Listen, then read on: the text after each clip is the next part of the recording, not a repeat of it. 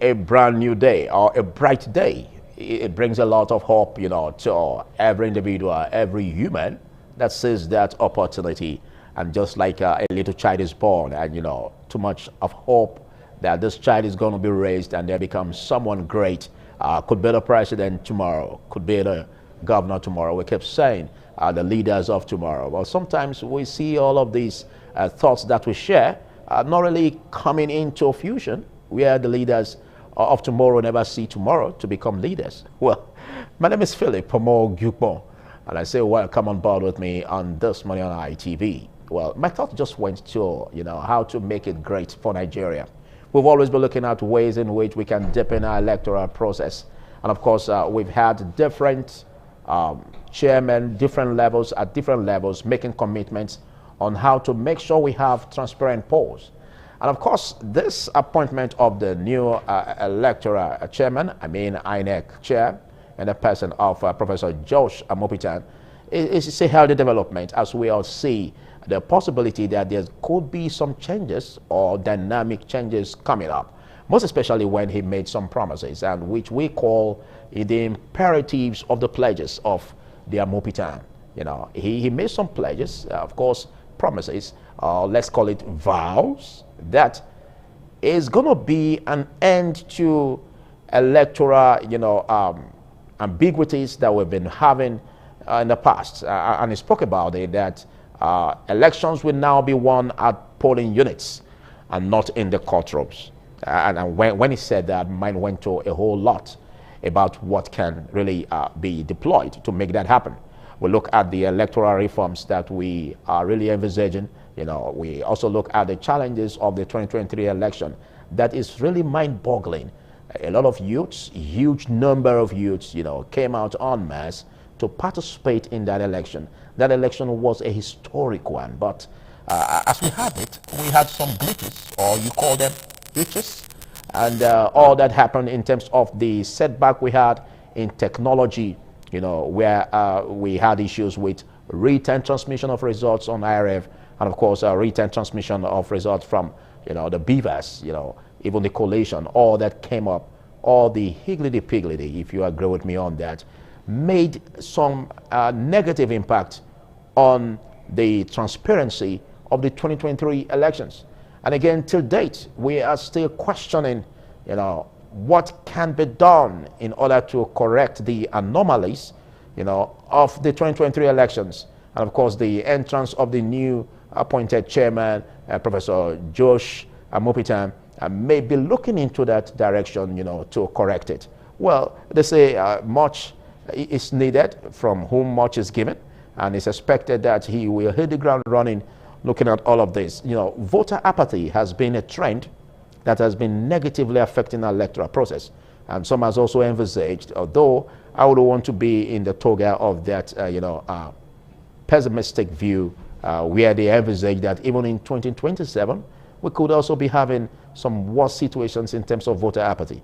But for us to correct that anomaly, for us to make sure that we don't see such a negative trend coming up, what do we do? What should be, the plans? What should be the viable objectives that the new appointed chairman, Josh Amopitan, should deploy into making sure that 2027, becomes a very grand one? We understand, of course, the off-cycle elections that also will be used as a basis to really judge the performance of this administration under Professor Josh Amopitan. We have the Anambra polls that is forthcoming. How can we prioritize, the people? How can we make sure that we see confidence being built in the electoral umpire? That could be the boggling question that is really, bothering the Professor Josh Amopitan. Well, we will be really looking into this critically as we go on board. But joining me from Abuja, I have my co-anchor with me from Abuja, Dominic Ayamese. Good morning, Dominic. And of course, also Messalina from Lagos. Yeah, good morning, Philip. Good morning, Mr. Lina. Of course, this is a Tuesday edition of the program this morning on Night TV, and it's a delight to be here with you on the program. good opening segment you just gave us there. Everybody has been setting agenda for the new INEC chairman, but don't forget there are other issues that other persons felt will make it quite easy for him if he's allowed to run that office without so much interference. You know, the independency of INEC is not really there, but we just hope that he will be able to do what is expected by providing ensuring that we have credible election with the Anambra election, just like you mentioned, is around the corner. That will be like a test run for him. And then the other party or inter-party problems that we're seeing. Yesterday we saw the former governor of Jigawa State, where he raised alarm that he was about to be excluded from the national convention that's coming up for the election of executive into the party ESCOs. I said he was not allowed to pick the nomination form, even though the party said they have a consensus candidate, but he has threatened to go to court. That means there's another crisis rocking one of the biggest political party, or rather one of the biggest opposition party in Africa. But let's just wait and see how this turns out. But from our Abuja end this morning, we'll be looking at the new service chiefs. Yesterday, they met with the president at the presidential villa, where he gave them a marching order to ensure that they bring out new strategies in tackling insecurity. So that will be our focus this morning. We'll be setting agendas for them and see how they will be able to tackle insecurity, even though the new defense chief has been there before. So we should be able to know what he has on the table from the inside view of our analysts who will be joining us later in the program to discuss these new service chiefs. Philip. Thank you so much, Dominic. Well, that's quite a very appetizing one to really look at, most especially if we take our minds back to, the formation of a nation state. We must, first of all, look at the responsibility that is upon the government, which is securing, the country, and of course, making sure that it is secured for business to thrive. And of course, the changes we had, on the service chiefs, we still continue to hope, like you said, but sometimes you take hope to the market, it doesn't buy you anything. So I think it's upon the government, it's upon everyone. We should pray, yeah, we should hope, but what should we do, in making sure we get it right? The government of the day should be critically criticized, to be pragmatic enough, to make changes for Nigerians. Nigerians could seem to be growing tired of, promises being made, and of course, the promises not being kept. Well, some would say it's a political jamboree. Well, let's get your thoughts on that. What you've got also from the Lagos Network Center. Messalina, you look great this morning. Thank you, Philip. Good morning, Philip. Good morning, Dominic. It's a beautiful day here in Lagos, a beautiful Tuesday morning. And of course, I'm not alone here. I have Patricia Gebres. Patricia. Good morning, Messi. You look good, like Philip said. Thank you. You look good too. All right. Concerning what Philip said, the openings this morning, we all Nigerians, they're looking forward to see how the new INEC chairman and Joash is going to perform, bringing up his own strategic, what he's going to do to make election free and fair, counting the votes at the vote at the voting center, in the result. I mean, it's a good thing, we are hoping and seeing that there's going to be a great change, for Nigeria. That is what we want, free, fair, credible election. But basically from Lagos today, we are looking at PDP convention. The PDP postponed screening of aspirants for 2025 National Convention, which was supposed to be held today, which was scheduled for today. And PDP postponed the aspirants, postponed the screening rather. And also, they said the delay is due to unforeseen circumstances. That is the reason why they postponed the screening. And we saw yesterday that Lamido, former governor state of Jigawa State, rather, attacked PDP government, saying that if they don't give him the chairmanship ticket, that is going to sue them to court. So what is next for PDP? What is next for the party? That is basically what we're going to be talking about today. You know, now that they've postponed the screening, which was supposed to be held today, and now they've postponed it, what is a next for PDP? Seeing the fact a lot of things that have been happening currently in the party, seeing that a lot of governance, a lot of people defecting from PDP to other party, to ADC, to APC. What is how do I put it? What is the faith of PDP for this forthcoming 2027 election? You know, a lot of person defecting, a lot of person saying that is a party going down, and now they are postponing their screening, which is to be held today. You know, what is next for the party? That is basically what we'll be talking about today from Lagos. Patricia. Yes, we're going to be having a guest who is going to be doing justice to this later today. All right, over to you, Philip. I must say a big thanks again to you, Patricia. Well, I understand the fact that your name plays a lot of beautiful rhythm, you know, in the space of the P's. We have power, which starts with P. We have politics, P. PDP, P. APC, P has got to be in it. Well, that shows that you've got variables, Patricia. Can I see you respond to that? Hello, Patricia. Hey, Philip, I'm here. I'm hearing you.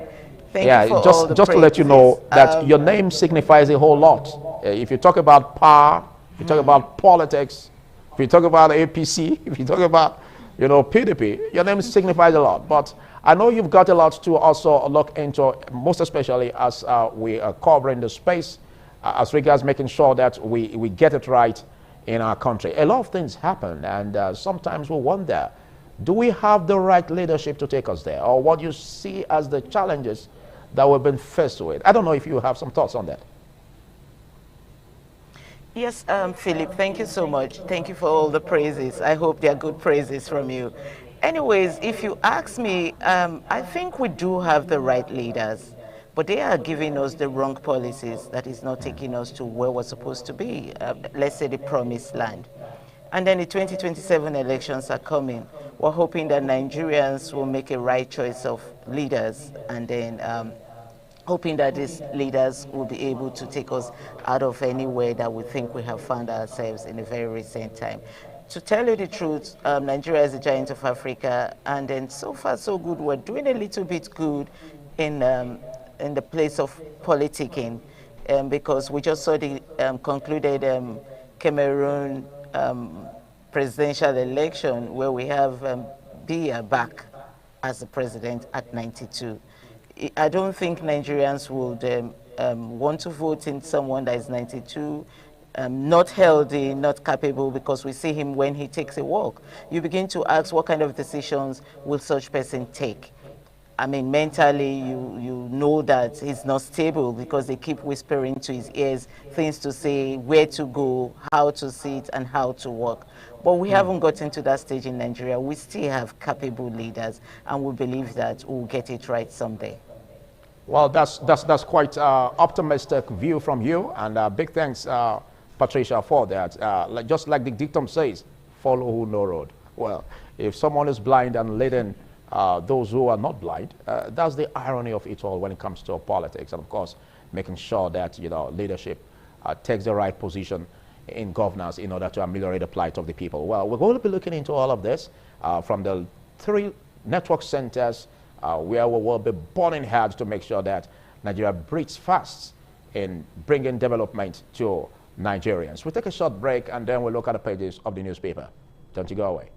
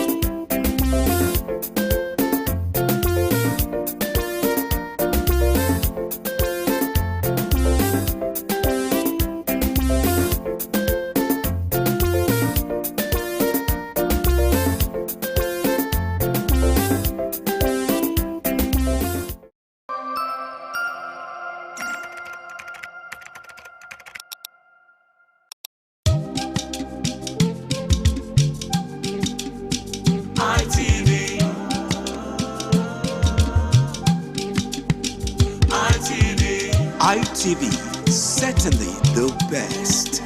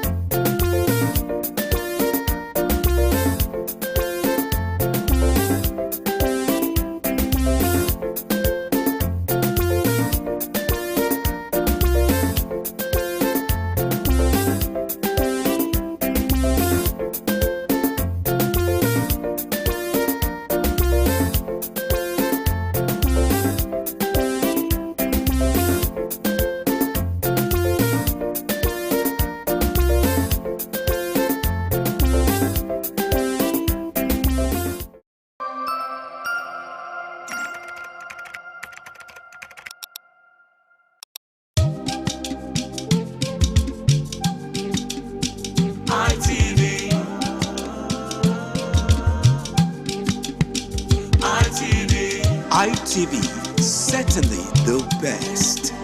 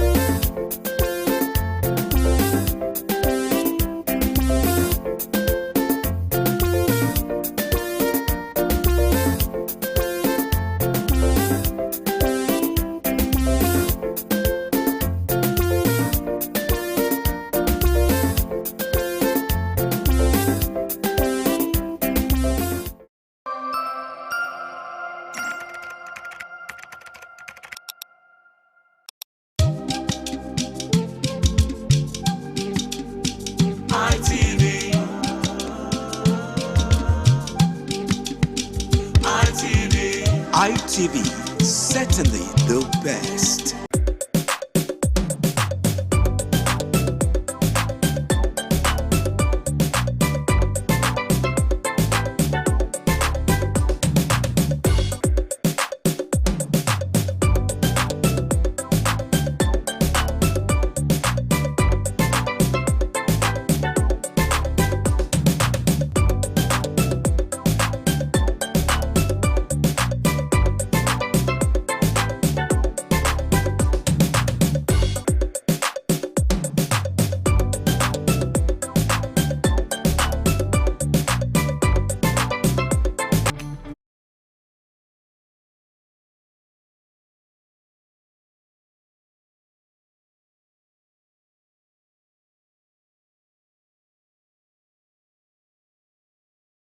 Well, having a feel of what the papers are like today is our risotto, and we're gonna be really hitting the first paper on the screen. Let's get to see what the mode of the nation is. And we've got the Nigerian Tribune. And what has that got to say in this regard? We have this big headline here that says confusion rages in PDP ahead of the convention. And of course, that's a lot there that we also put up voices on. And Ekiti 2026, Oyebanji emerges APC governorship candidate.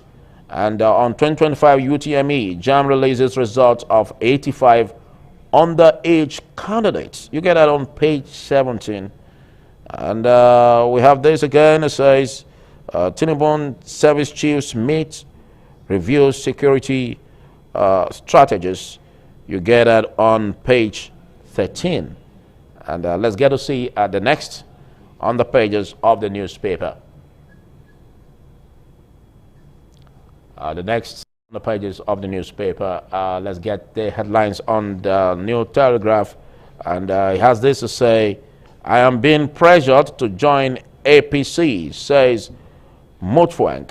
Who is pressuring you? Well, I think we all have freedom of thought, you know, and nobody forces anyone. So maybe we could be looking at why he's saying this. Who is that big man pressurizing you? This whole aspect of, you know, coming out to make a party for defections is really a trouble to our democratic process. You know, some have said, well, some party wants to make sure is able to, you know, collapse other parties into it and make the state a one-party state. Well, but we are looking for those who have these thoughts of, you know, bringing about a different change, a different vibe, you know, in the political process, so that we can have our democratic tenets really entrenched, most especially in our conduct, of course, also in the ideology that political parties bring. Well, I'm being pressured to join APC, says Mutfwang. And this says, terrorism trial. Kanu makes U-turn, abandons plan to enter defense. We really don't know what Kanu is up to, but it's been very, very dramatic about the changes that we're seeing, and of course what he's been saying so far, you know, sounded like a real lawyer. You know, sometimes you want to wonder, you know, where he got all this from. Well, that's a man, we must say, has a lot in terms of the qualities that we could design as a pragmatic leader. But well, let's see how all of this goes as we see the service chiefs, the new service chiefs with the president. Well, this is Tinubu meets new service chiefs in Aso Rock. Well, we have always seen service chiefs in this toga, and of course, the big question is, how can we get it right in terms of, you know, make changes that are positive in tackling insecurity? Well, upon the purview of the president, it's expected that he does use his magic wand to bring about a change in that direction. And again, what's minimum wage doing here? Just on the side of the cover page, we have this minimum wage. Resident doctors list 19 demands to avert November 1 strike. November is just barely 3 days from here. And there are questions being asked. How can we make sure we tackle this aspect of strike actions by unions? When we were going to school, we read it in the books that strike actions are usually the last action to take, you know, by unions. And of course, when they start writing letters and of course holding meetings with the government, it behoves the government to tackle that headlong at that point so that it doesn't degenerate or deteriorate to a point where they have to use the last order by implementing strike actions, which nobody benefits. Well, we hope to grow to that point where our government wouldn't have to wait for every union to go on strike. You know, we've seen negative, you know, trends, of course, that have been set back to our various sectors just because of deployment of strike actions. And most especially the big one here, you know, is the health sector. We know a lot when doctors go on strike. We know what happens. And death basically, you know, sees the order of the day. The death toll in hospitals where doctors are on strike is another very, very big challenge that the government should look into. I'm taking time to look into that because it's quite important, for us to, see it ahead and tackle it. All right, so this is what we have on the New Telegraph. Let's see what's next on the Daily. Let's see what's next. Okay, we have it on Business Day. What business do we have on this? It says, on life expectancy, why women outlive men. Wow, that's a big one. That's a very big one. I hope to live long, but basically, the reason is not far-fetched. Men are usually overburdened with issues of the family, and of course, extra-marital affairs, could also make some men, media untimely there. But well, I think you need to visit the Business Day, and let's quickly look at the Guardian newspaper, where we've got it on the Guardian newspaper. We have it says Nigerian international travelers to pay extra, amount, charge per ticket from December 1. And that's a whole lot there, if you ask me. Well, this much you can take on the pages of the newspaper, and it's upon you to quickly visit the nearest, vendor in town, or go online and internalize all that has to be done there. But we will be zooming quickly into the discussion segment that borders on the INEC, that is the Independent National Electoral Commission, and the big 2027 election. Of course, looking at the imperatives of the newly appointed chairman, Professor Josh Amopitan. We'll do this after this short break. Don't you go away.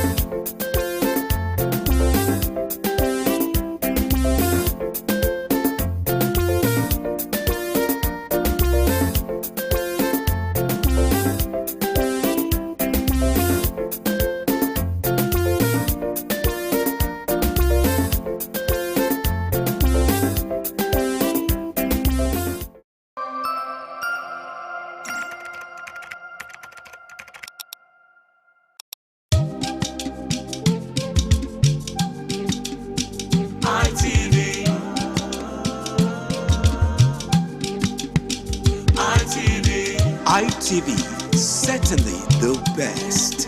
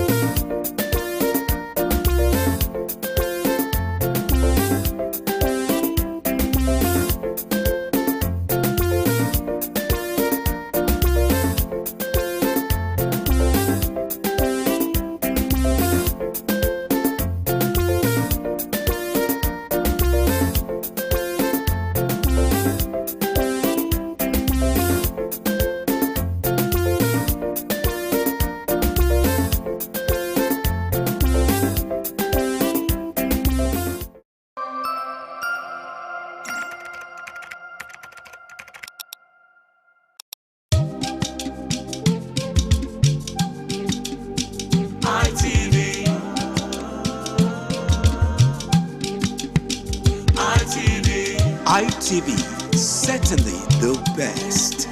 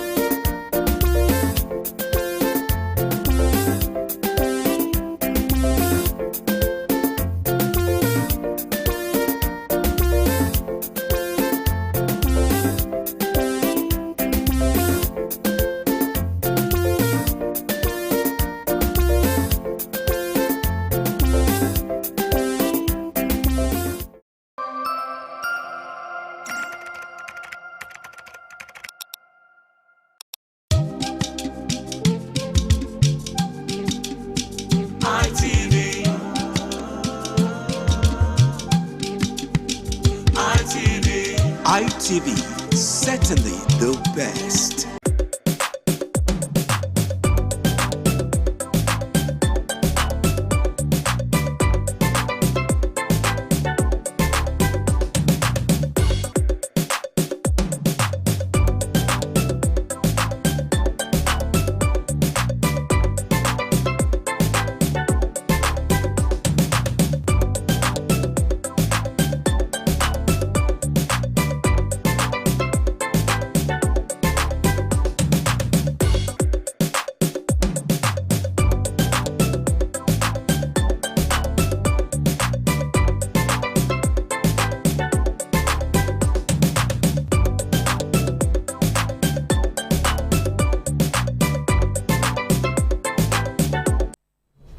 INEC and 2027 elections, the imperatives of Mopitan, in making sure getting it right in the electoral process is what we're about. And of course, joining me to discuss this in the studio is a legal practitioner, Emmanuel Obakpolo. Good morning, Emmanuel. Good morning, Philip. Good morning, Nigerians. I have also joining me via Zoom, the convener of the Concerned Edo Citizens Forum, and of course, AKA Voice of the Commoners, Roy Oriwabo. Good morning, Roy. Good morning, and thank you for having me. All right, well, the new intrusion of the chairman in the person of Professor Josh Amopitan has been causing a lot of ripples, on national discourse, and most especially when we've had challenges in the electoral process and the 2023 elections. We can't easily forget that, right? The glitches, the hitches that came up with that, the technological setback, not being able to have, results being transmitted at time on IRF, and of course from the beavers.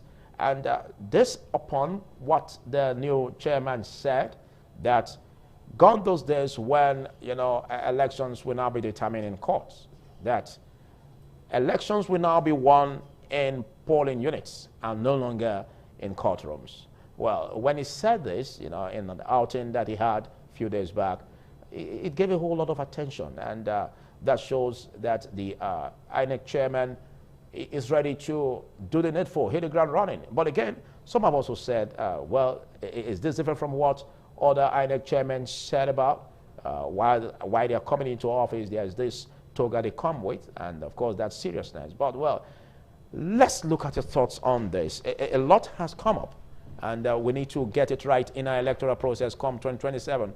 And what do you see, or what are your thoughts about what the INEC chairman has said about in terms of making sure that he hit the ground running and determining elections in the courtroom will be over, and rather it will be won in at polling units? That's basically what we look for.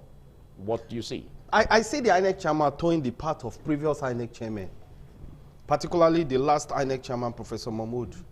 I see him also going towards that path, because when Mahmood came, he came with so much zest, he came with so much displayed effort, gave promises to Nigerians, made remarks, and his body conduct at that time goes to show to Nigerians that indeed we've seen the man who could perform the magic, take us from the era of where the presidency or the president determines how election goes in the national, state, and local government. Well, that was what we saw with Professor Mahmood. And Professor Joash, a professor of law and a senior advocate of Nigeria, I respect him so much, but he has started towing that line. And we don't need talks. We don't need so much promises. We don't need so much hula balloon. What Nigerians need just now is that Nigerians need a man who can deliver, a man who can make the votes count. Like we saw in 1993 during the era of late Professor Humphrey Nwosu, who was the head of NEC, that was what it was called then, that conducted the 1993 election via the option A4 formula.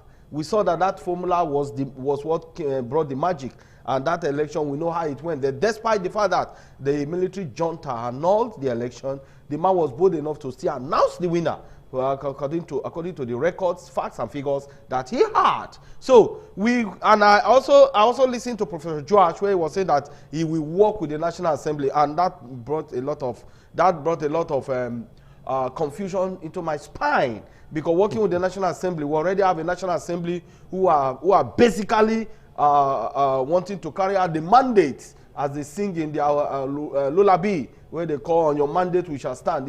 Is Professor Joash also telling Nigerians that he's coming to fulfill a mandate? Is that what he wants to do? He wants to liaise, he wants to connect, he wants to nexus with the National Assembly, this failed National Assembly, this rubber stamp National Assembly that we have seen, liaising with them. What we think that, as a professor of law, what I think that he should do, he should begin to think of how, one, the Electoral Act could be better, because he is guided by the law.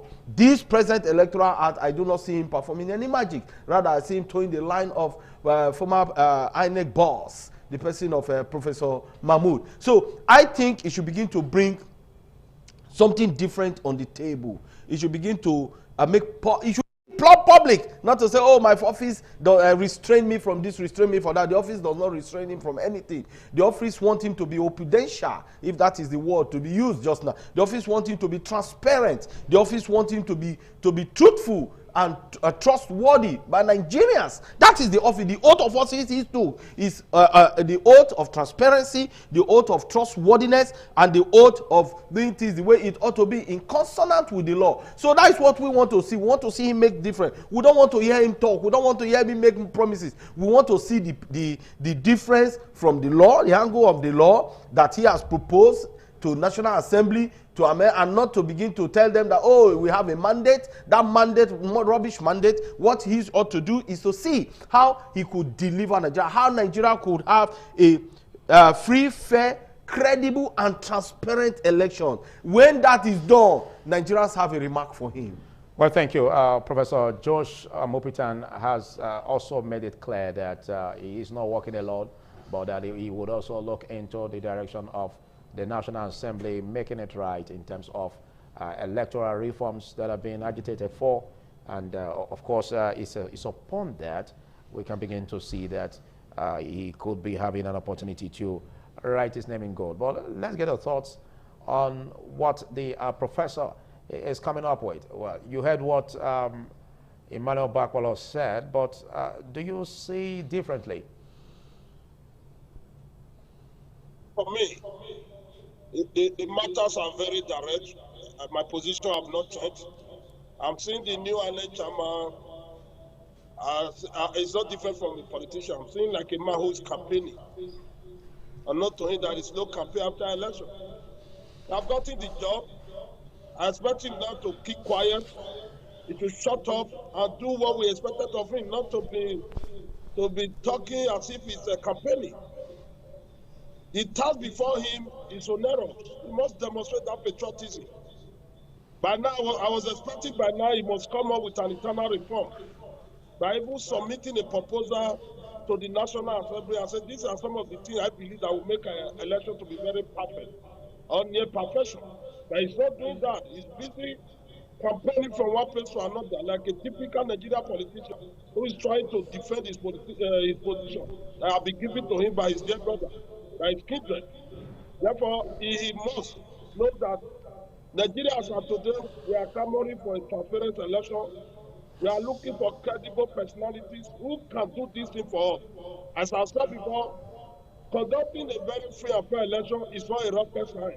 It's just for you to have the conscience, to be determined more than ever, to be radical in your approach and thinking, to say, well, we will get it right. And how do we do that? He must advise for information. He's supposed by now reaching out, activate his reaching out mechanism to make sure that we have a transparent election.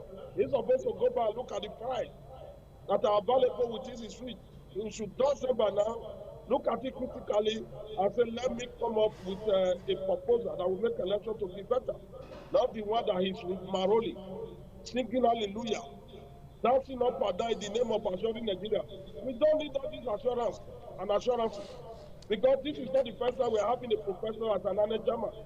They will promise everyone and deliver her. Therefore, we don't want to hear from him. He should maintain that study silence and begin to do this so that at the end of the day, Nigeria will celebrate him. As I was listening to him a few days ago telling us that election will be won at the polling unit, I quickly go back to go and listen to what the last one the INEC chairman said. That was not the man said. He gave us all the assurance, all the promises, telling us that he was God-sent, telling us that he believed that Nigeria will work, that he's one of those that can make Nigeria to work. What did the man not say to give us hope? At the end of the day, what happened to him? Unceremoniously, he left office.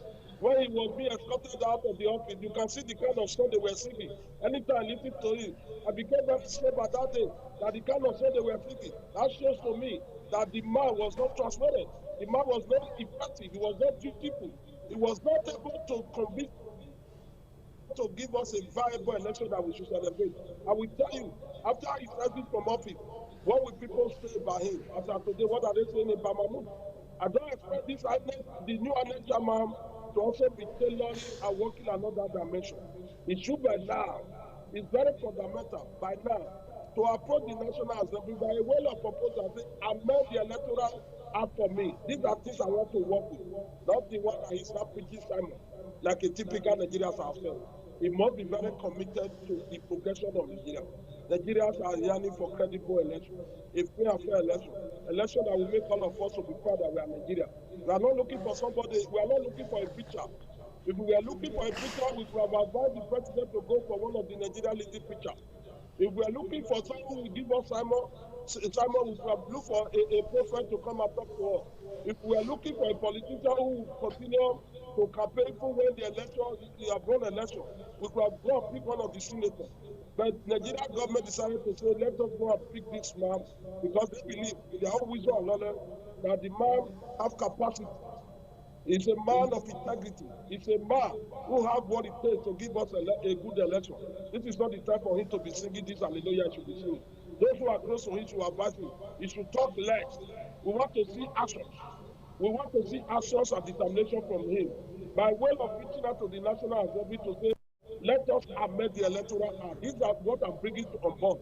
Not for him, Rick Maroli, a parabrating around the town, thinking that he's going to give us a credible election, when he's aware that the structure of grant cannot give us an election that will be proud of. There is a structural deficiency in INEC today. I expect him to look at that totally, holistically, to say this is what I'm bringing to the table, not for him to be moving from one angle to the other, telling the election will be transparent. How can election be transparent when there are nothing on ground to make it to be transparent? I believe and hope that this new INEC chairman is aware that Nigerians are in a hurry to see a transparent election. It's not by preaching the sermon, it's about doing it. Let us see it. So that in another 2 years, in another 3 years, we will be celebrating the INEC chairman. And then the persons are saying that we should wait. Anna Brown says to be a test for him. I said, no, Anna Brown says cannot be a test because election is an event. Election is a process. The process of Anna Brown election, as far as I'm concerned, is almost 85% completion. Once you bring it to the table where we only have 15. If the election was to be square already, they have already manipulated the system, if that is the situation.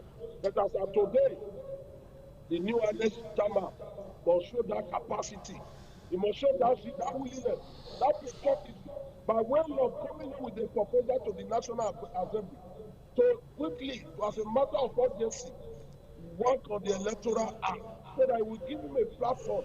It will give him what it takes for him to give us a credible election, not the one he's doing now. He should stop sticking around. Thank you, Roy. And he should stop taking himself. Thank you, and God bless you. Thank you so much. Well, Roy is the voice of the commoners, as he put it, and well, it's expected that what he's saying is as a result of the perspectives that Nigerians have been feeling about the electoral process, most especially the conduct of the electoral umpire in time past, and of course, very particular about the 2023 elections that went down, didn't all go well, because some have said that that election was actually a very huge turnout. It witnessed a huge turnout from the youths, that came out from the social media and poured out, to establish their contact with the electoral process. But one way or the other, they became disappointed as a result of that. But he's just coming in, and he has a reputation, he has a background that he needs to protect. And again, the very fact that there's been this challenge where, our confidence needs to be built in the electoral umpire, his expressions is a way of trying to, give the voters, the electorate, that positive vibe and impression that this time around we're going to get it right. And that, again, can also count on reducing voter apathy. So why don't you see it in this light, rather than criticizing? I cannot see it in that light, because just now, what Nigerians needed is to see a transparent elections, free, fair, credible, and transparent elections. And he needs to speak to that, which he's already speaking to. No. Wait, Mr. Philip, it is not the noise making that guarantees Nigerians. But there are already reforms. There are already bills before the National Assembly. What are the reforms? We have an electoral act that is devoid of so many errors already. We have an electoral act that suggests the template of an election. We have an electoral act that is a pointer to where and how election could be conducted. So I think, as a professor of law, he should do less of the talking. We never saw late Professor Okiwusi make the kind of noise these men are making. Okay, how does he manage the fact that he was appointed? Because, again, that was one of the reasons that has been put forward, that if the electoral umpire must get it right, it mustn't be appointed by the president. But we already have it in our constitution. Yes, for the fact that that's a problem that we have to work with or find a way to go out to solve. But again, how do you see him, making a difference in terms of not being under the pressure of political appointees? I have two questions for the INEC chairman. One, does he want to write his name in gold? Or does he want to fulfill the mandate? These are the two questions I have for him. And I want him to answer these two questions by his demeanor and actions.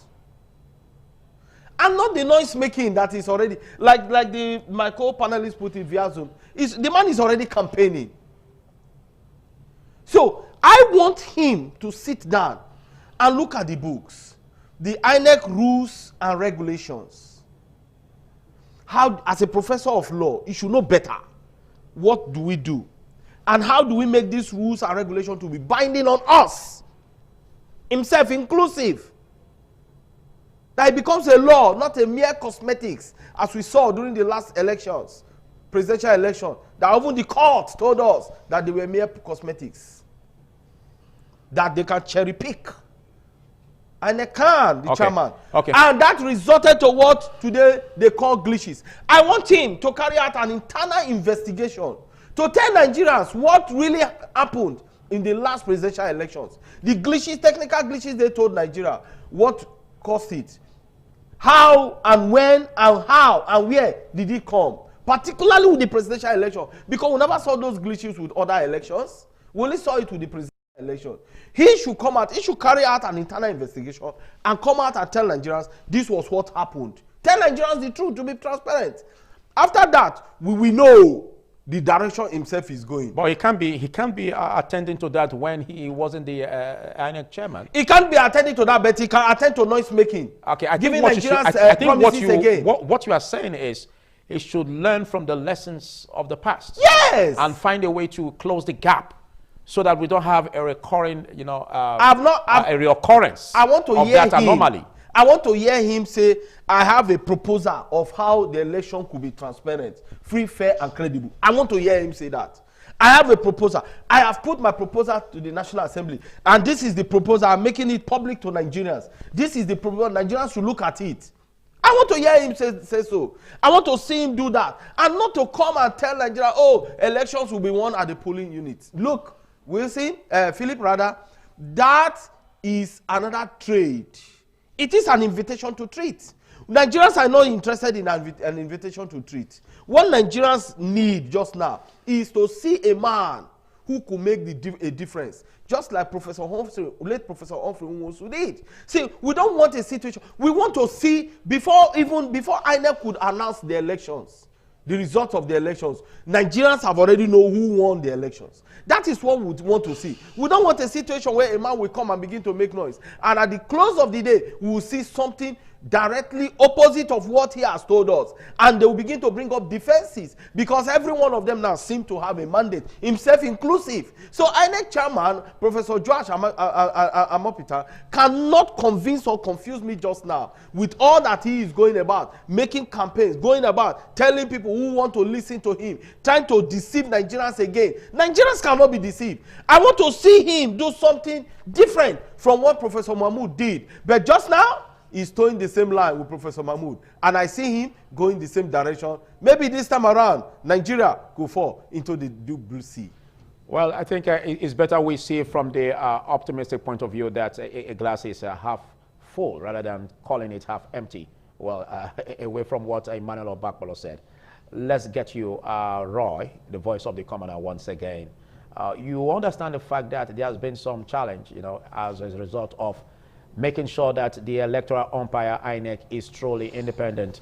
And experts have said that one of the reasons why we are having this challenge of, the INEC chair or the INEC as an umpire not truly independent is by the virtue of the appointment of the head of that umpire, which is by the president. And again, the president, when he presented him to the council, said he is apolitical, and he is the one that can do the job. But again, how can what is your urge? Because he had made some pledges. We don't know if they are sincere pledges or not, but I want to believe they are sincere pledges. And what do you see as your urge on how the office of the INEC chairman can be protected from being politicized or being pressured by the powers that appointed him? It's very direct. One, we have a saying that he who pays you is your master. Therefore, it's also very popular. We have a popular saying also that he who paid the papas, he take the tune. In an arrangement, in a situation where the president single-handedly locate him, and he brought him out to come and be the INEC chairman. This is a man that was highly unknown in the corridor of power struggle in Nigeria. We have never seen him any action. We have not seen any of his contribution. So man will be living a personal life. He rise to the level of a professorship. I have no problem with that. It's a career I have chosen. He rise to be an SAM. He read law. I have no problem with that. It's a career I have chosen for himself. But in terms of Nigeria's struggle, we have not seen. He have not been prominent. Therefore, that is my fear about it. And well, I still believe that the man is even taking the job that is a food for the boys. It's food for the boys. With the way Amala is dancing all over the places, clearly show that this is my time to benefit from the national cake. When it matters in Nigeria, we have never seen him. It's a man that will be very reserved, being in his classroom, teaching students. Now he has just been thrown to prominence. If I were him, I would stand very tall in making a statement. But I seriously doubt if you have the capacity. Because as I said, one of the deficiencies that he cannot run away from, that he's a tribe man. He's a brother to the president. He's a Yoruba man. The president is a Yoruba man. To me, I refer to them as a game of brothers. It takes the grace of God for a brother to tell a brother the truth, especially when a brother is going astray. And that is the point. How do we get it right? Back to your question again. That one for we to get it right, with them, Nigeria as a country not supposed to live our faith of over 200 million people on the faith of a woman. When you are aware that election determines what happens in Nigeria, once you win, a winner in another election in Nigeria takes it all. How do we prevent that? I have suggested over the years that the civil society movement should come together and nominate a candidate. The Nigeria Bar Association should nominate a candidate. All the sectors should nominate a candidate. And at the end of the day, they will not go for a thorough screening and selection. That one day will not emerge, that will not be ratified by the Council of State. On the strength of that, we will be happy. The incumbent president, that's why he have not made it known to us officially that he will be contesting for second tenure. But we are aware, records are there, that people, most of the states have been endorsing him. Even when the timetable have not been released for politicking. Therefore, we are seeing series of endorsements going on. Even his camp is not a criteria for you to access most of the government houses and government buildings. Is that not enough for you to know that we are already in problem? That this danger is going to take the grace of God and a radical man to be able to rescue Nigeria? How do you expect that? That a man who goes single-handedly locate a man that was far away in one village, he brought him from a university to come and be an annex chairman. I went back to go and check records. I check everywhere. I have never seen this man, the new annex chairman. I've never seen the struggle for Nigeria survivor. I have never seen him making a point that will make Nigeria to be good. When a man who, the president single-handedly brought him into this prominence, where will his loyalty go? Will the loyalty go to Nigeria? The answer is no. The loyalty will not go to the president and the presidency. No wonder the man is singing, he's preaching, and he's campaigning, even when the opportunity has been given to him. Instead of him to come with institutional reforms, he's busy telling us that the election will be free and fair. How can the election be free and fair when you know there are deficiencies? There are lacks in many ways. These things have not been done. These protocols have not been observed. These political rituals have not been performed. But you keep on telling Nigeria that election will be fair and fair. This is the heart of defeat. I spent this man a few days ago, it was yesterday, when he was talking. He's supposed to be telling the audience that as I'm talking to you now, I've submitted a proposal to the National Assembly. I've also reached out to the president and presidency that election need to be credible. How can election be credible? These are what I have. He will read that to Nigerians. From there, people like us, we continue to mobilize support for him. We continue to galvanize support for him. That is a very serious man who believes that Nigeria will work for all of us. Not a man who is moving from one place to another. Singing songs as if we are not used to this. This is not the first time we are seeing another chairman singing song. And at the end of the day, nothing to show. Nigeria, as of today, need to demand a total restructuring of the INEC as an institution. INEC is not supposed to be food for the boys, that people will not be saying congratulations. I expect him by now to come out to say it is not food for the boys, rather it's a call to service. But so doing, Nigeria will take it serious. He keep on entertaining and receiving congratulatory message as if it's an opportunity to come at top, as we always say in Bepalo. Therefore, the man must demonstrate that character at this material time. In a society where if the constitution fails, if the rules of the game fail, you look for credible men of wisdom, men of integrity, that are not in so supply in Nigeria, that are seriously doubt this man now with the way Amala is going.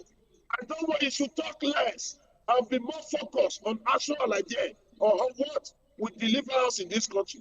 As I said before, and I will continue to say it, once you are given an appointment, people continue to celebrate you, and you continue to receive it. You have reduced the opportunity, to the level of it's strictly food for the boys.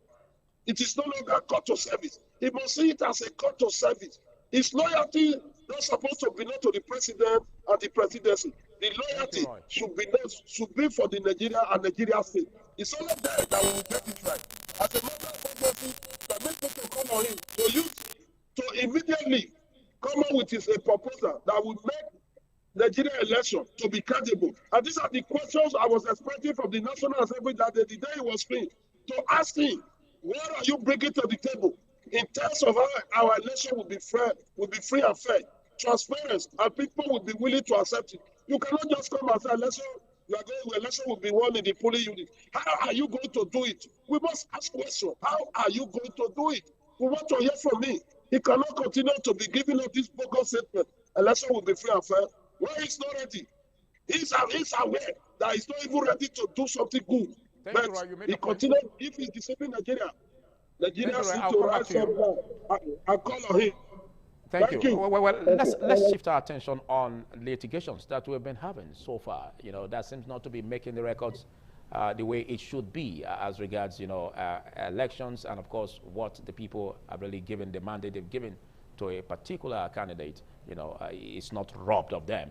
Now, how do we get it right from here? Because we also have the office of the INEC chair that is being appointed, by the president, and of course the president also has some powers of influence, over the judiciary. Now, do you see this office as what basically the person in the office who occupies the office cannot really bring a magic out of, or until there are issues that we have to tackle in respect of the amendment of the Constitution? And even if it gets to the court is seen as the last hope of the common man, but that seems to be deteriorating. So how can the judiciary rise up to the occasion in order to salvage the electoral process alongside the pledges of, the INEC chairman? I have said in this platform and other platforms and fora that it is much more dangerous for the courts to determine who wins an election than INEC declaring who wins an election.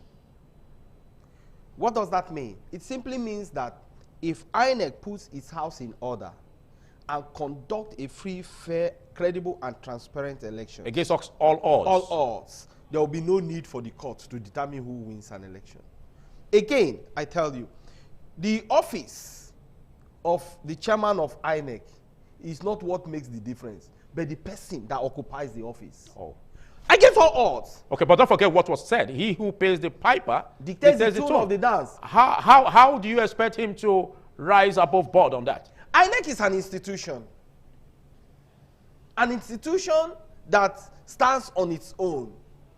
On paper, that's on paper. Yeah, whether on paper or not, INEC is an institution.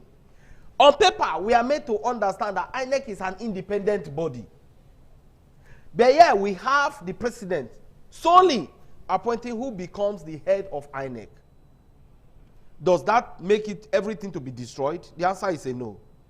The person who occupies that office can also make a difference and write his name on the gold. So how does he rise up against those odds? We saw Professor Ofrin Wosu against all odds. Military junta. And with all the dictates. And with same constitution. Yes. Still appointed by the president. Military had no constitution. By decrees. With the decrees of the military. The man came with a proposal of option A4. The military had no choice but to approve. And that election, as the election was going on, the military saw and said, no, we will annul this election. Say, even if you annul it, I'm going to declare who won the election. That is a man who makes a difference. That is a man who wrote his name on gold. Can Professor George today tell me that he's ready to write his name on gold. The man is not ready to write his name on gold. That's too quick to say. You can see, to know a good dancer begins from a step. When a good dancer takes a step, you know whether the person or not is a good dancer.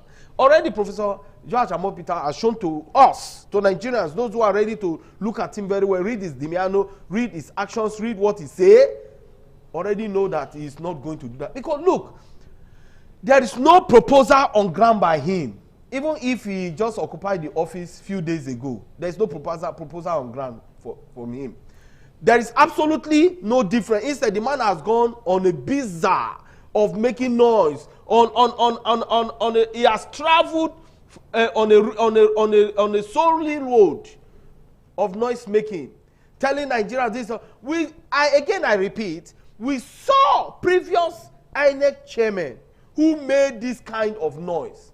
But what was the result of the elections they conducted? Okay, but what would you see him do to increase, the number of voters, electorate that will participate in election and reduce voter apathy? What should he do? What he needs to do is, first of all, when he begins to bring up proposals that and make those proposals public to Nigerians and send them to the National Assembly, when Nigerians see it, one of the things that triggered the youths to come out en masse to register for the 2023 general elections was when Professor Mahmood told us that beavers will make the magic. The youth say, my vote will count. And they were demonstrated in the off-cycle elections. Yes, my vote will count. If my vote will count, let me go and register. That's what we saw. We want to see him make another difference. So we still have another off-cycle election even in Anambra. Anambra is so want to see that. And you will see. After the election, you will hear him telling Nigerians that, I had only a month, it was limited time. We don't want to hear all of those. Now, start reading. Start going through all the documents you have come to see. All the documents, let the man who you took over from, the person that handed over for you, present all the documents. Begin to carry out internal investigation.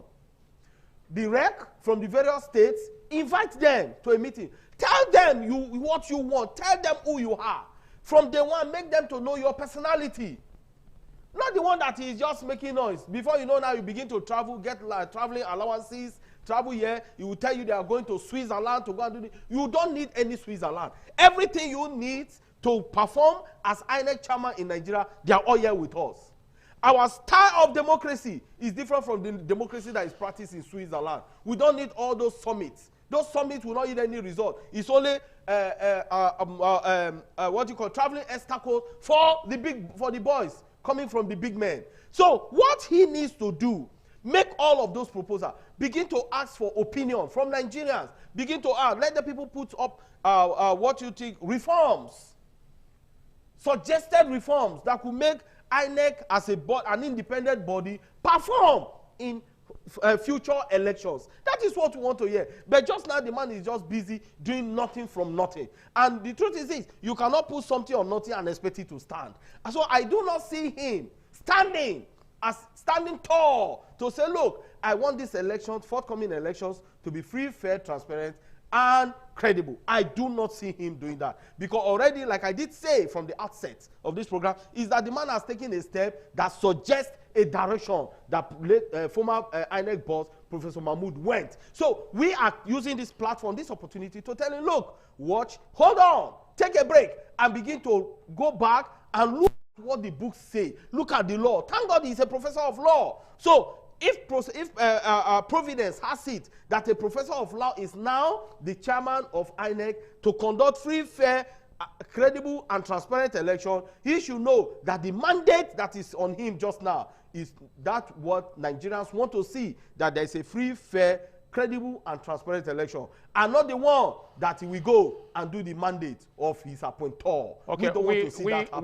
We have the issue of election offenses again that is raising its ugly head, where we've not seen judiciously, prosecutions in the law court of offenders, and of course we've not seen really heavy sanctions upon those who really offend the law or violate the provisions of the law in that regard. Now, Roy, what do you expect him to do in terms of these changes? Because it also behoves the electoral umpire to prosecute these cases of election offenders in court, and of course make sure that they face the square punishment that they deserve by the provisions of the law. Some have said that if they are not used as deterrents, others won't take cue. Now, how do we get it right? Most especially in the aspect of vote buying, for instance, we've seen parties, being involved in all of this, but at the end, they are excused from being prosecuted. So what do you see as what it should be hitting the ground running on in terms of making election offenses more, strict, making it stricter, and of course also making sure that there's a drive that will prosecute offenders? Of course, that is the reform we are talking about. Roy, are you with me? Yeah, can you hear me? Yes, I want you to respond to that question, please. Yes, I said the issues are very direct, as I will continue to maintain myself. Now, the reforms we need in INEC. The INEC chairman have the capacity. They have the enablement to even provoke the system by coming on with reforms. We are talking of electoral fraud. And we believe, we are convinced in this country that the highest personality who have perpetrated the electoral fraud in this country are those who have worked in INEC. As we are talking now today, I say professor is currently incarceration as a result of his own shenanigans to undermine the process. Therefore, let us not be talking about personality in terms of what you have achieved in life. Being a professor does not make you to have an integrity. Because we have seen a professor that is currently in jail now, as we are talking, for manipulating and undermining the electoral process. We have seen an essay in this country that have been derobed, that have been suspended as a result of his action and inaction to undermine the process. It is no longer about the one you are parading. It is about who you are. And like this, the new INEC chairman have not been able to demonstrate it. What would be expected by now? The first thing we will be doing in office is to reach out to critical stakeholders, who are the critical stakeholders, the civil society practitioners, the organizer labor, the trade union. I said, silently, I said, let's have a talk, on a roundtable talk. The Nigeria electoral system over the years have not been good. How do we make it to be credible? People, we will collect opinion. The sample opinions, we will collect it from there, and we will put it into paper. And nobody will not present it before the National Assembly. He said, I've been given a job, and I've been given opportunity to write my name in gold. These are the things that will make me to work perfectly. By so doing, Nigeria will take it very serious. And Nigerians we appreciate him. And Nigeria will not be like around him that this is a man who have a future. That's the much we can take from your end. Big thanks, Roy, for taking an attentive part of this discussion. Roy is a political analyst, and of course, he is the convener of the Concerned Edo Citizens Forum and AKA Voice of the Commoners. Now, let's get your thoughts in 1 minute on how to get it right in terms of prosecution of election offenders, and of course how the INEC chairman can rise up tall on that. The electoral process we have just now is a fertile ground for electoral fraud. If the Electoral Act, there are proposals that suggest a better process with respect to elections in Nigeria or electoral process in Nigeria, then there will be less electoral fraud. I think so. So what the INEC chairman should do is look for means, look for source, look for how you can curb electoral fraud by ensuring that there is free, fair, and credible elections. All right, thank you. The imperatives of Amopitan's pledge is what we've been all about, and big thanks for taking our time to be part of it. We now quickly be joining Abuja Network Center, where Dominic is, after this short break to continue from where we left off. To stay.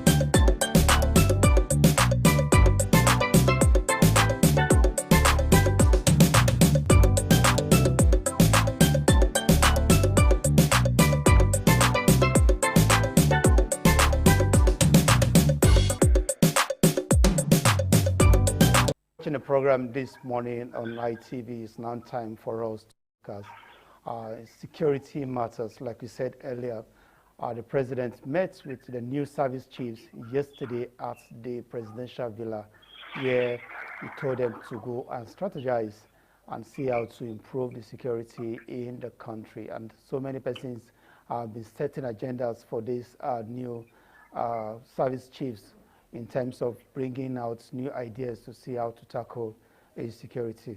Well, the questions of why the president changed them has not really been answered, but most persons felt it was due to the rumored or the alleged coup plan, and that the president has, rather the presidency has dismissed that claim. Also, the military heads have also dismissed that claim before we got to the changes we saw now. But I have someone who is standing by to share more light and tell us what should be expected from the new service chief. He is a security analyst, Dr. Steve Okore. A very good morning to you, sir. Yeah, good morning. Thank you for having me. All right, let me just take your mind back to 2015 when President Muhammadu Buhari, as the former president, or rather the late President Muhammadu Buhari, when he did his change of military chiefs. We saw when he gave orders to the service chiefs to relocate to the theater of war. And most persons felt that would have been the beginning to the end of security crisis, or probably reduce it to some limit, but that did not happen. From that very moment in dates, we've been seeing changes in service chiefs, and there has not been improvement in security. I don't know whether you see that from a different perspective. Yeah, let me first of all say that addressing security issues or challenges is not for the military alone. Right? We have the police, we have the customs, we have the immigration, and we have the other security agencies that we have. At the moment, we have about 29 security agencies in this country. They all have their individual mandates. So when it has to do with addressing or combating security challenges, it is not for the military alone. So I just want us to have that at the back of our mind. Now, when President Muhammadu Buhari took over in 2015, immediately where he ordered service chiefs to relocate to the northeast. Why? Because Boko Haram was at its peak and ISWAP was also at its peak that period. But if you look at the results after they relocated, the drastic reduction in the way and manner Boko Haram were operating there. When President Jonathan was president, you remember vividly the suicide bombings that happened during the period that Jonathan was president. Even up till the city center, we saw how Boko Haram came and struck at the Nigerian police headquarters, the UN building, Nyanya, Brady, Zuba, everywhere they were suicide bombers. When they were in Abuja then, you discovered that there were some major roads within the FCT that were not driving through as a result of these insecurity issues. But when Buhari came on board, he tried his best with the service chiefs then. Before Buhari came on board, we experienced 640 Boko Haram related terror incidents in this country that led to the death of almost 5,000 or more people. But in 2022, prior before Buhari left, the number of Boko Haram attacks from that 140 to about 120, and the death rate reduced from about over 6,000 to about 350 number of deaths. So every life matters, but there was a drastic reduction. So right now, what are we seeing? We are seeing resurgence of Boko Haram activity. Boko Haram has split into other groups, from Boko Haram to ISWAP, ISWAP to Lakurawa, from Lakurawa to Mahmuda, from Mahmuda to Ansaru. From Ansaru, we are seeing Wulu now. Wulu is in the north central. So as you see, in every north, the geopolitical zone, especially in the north, we have presence of terrorist groups. In the northeast, it is Boko Haram and ISWAP. In the northwest, it is Lakurawa. In the north central, it is Mahmuda. In the northwest, it is Ansaru. Now we have Wulu Wulu in the North Central as well. Why are we having different factions? It means that we are not doing what we need to do to see how we are addressing the insecurity issue with regards to terrorism. If you look at the Global Terrorism Index of 2024 that was released in 2025, in the survey of about 163 countries contained in it, Nigeria is ranked number 6 as one of the countries that is most terrorized by terrorism. Right? So what would we need to do? All the security agencies that we have in this country, we all have one mandate or the possibility to play. It is not for the military alone. Okay, but let's look at the last group or last set of service chiefs, Nigerian Army, the Air Force, the Navy, and also we might even bring in the police. If you have to give your assessments, because you've given us a breakdown of the security situation we find ourselves in the country, but let's look at their performance before they were removed. Would you say that the security situation, as soon as the president took power and then brought in this last set of guys, did not improve compared to what we saw when the late president Muhammadu Buhari appointed the former service chiefs? You see, whether we like it or not, they have gone service chiefs, they have done their best, right? Because we saw where some commanders of this terrorist group were arrested. As we speak, they are being prosecuted in court, right? And of course, if you look at their achievement, you must count that as achievement, because when you take out their commanders, when you get hold of their commanders, in a way you have demoralized the terrorist group, right? So we must commend them for that success that they have recorded. We must also commend them for the number of Boko Haram that they have neutralized. We must also commend them for the bandits that they have also neutralized, whether we like it or not. We saw situations where hostages were released by the military when these service chiefs were in power. Right? So, okay, Dr. Steve, I just have to make you hold your thoughts there, because I have someone joining us very soon, Ambassador Austin. Peacemaker is the civilian instructor at the Nigerian Public Relations School. He's someone who has been in the space with the military. Let's have you, Ambassador Peacemaker. Very good morning to you, if you can hear me. Good morning. Good morning, Peacemaker. Good morning, Mr. Tom. Yeah, good morning, and good morning, Nigerians. All right, seems we're having audio connection, but let's continue with Dr. Steve. You were giving a breakdown of achievements by the outgone service chiefs, and you talked about some of the commanders that were killed, and we saw some surrendered. Do you think it was in the right place having persons who have killed, or who, let me not say that with somebody who have committed so much atrocities against these nations, granting amnesty, what many persons felt was not right? And we saw that played out during the last administration, and also the outgone service chiefs. Some of them gave, I don't know whether they gave their permission for that, but I saw, especially in Borno State, where most of the insurgents that were arrested were kind of giving some kind of soft landing, if I should use that word. Yes. You see, you are talking about the Operation Safe Corridor now, that is in Borno State. This year marks that Operation Safe Corridor 10 years of its establishment. As I'm talking to you, the Defense Headquarters are trying to celebrate 10 years of Operation Safe Corridor. Now, in addressing security issues, there are two ways to it, the kinetic and non-kinetic. And the Operation Safe Corridor is applying the non-kinetic approach. But me, as Dr. Steve Okoro, the security professional, I am totally against ex-Boko Haram functions that have killed people, killed innocent women and children and men, turned women to widows, men to widowers, children to orphans.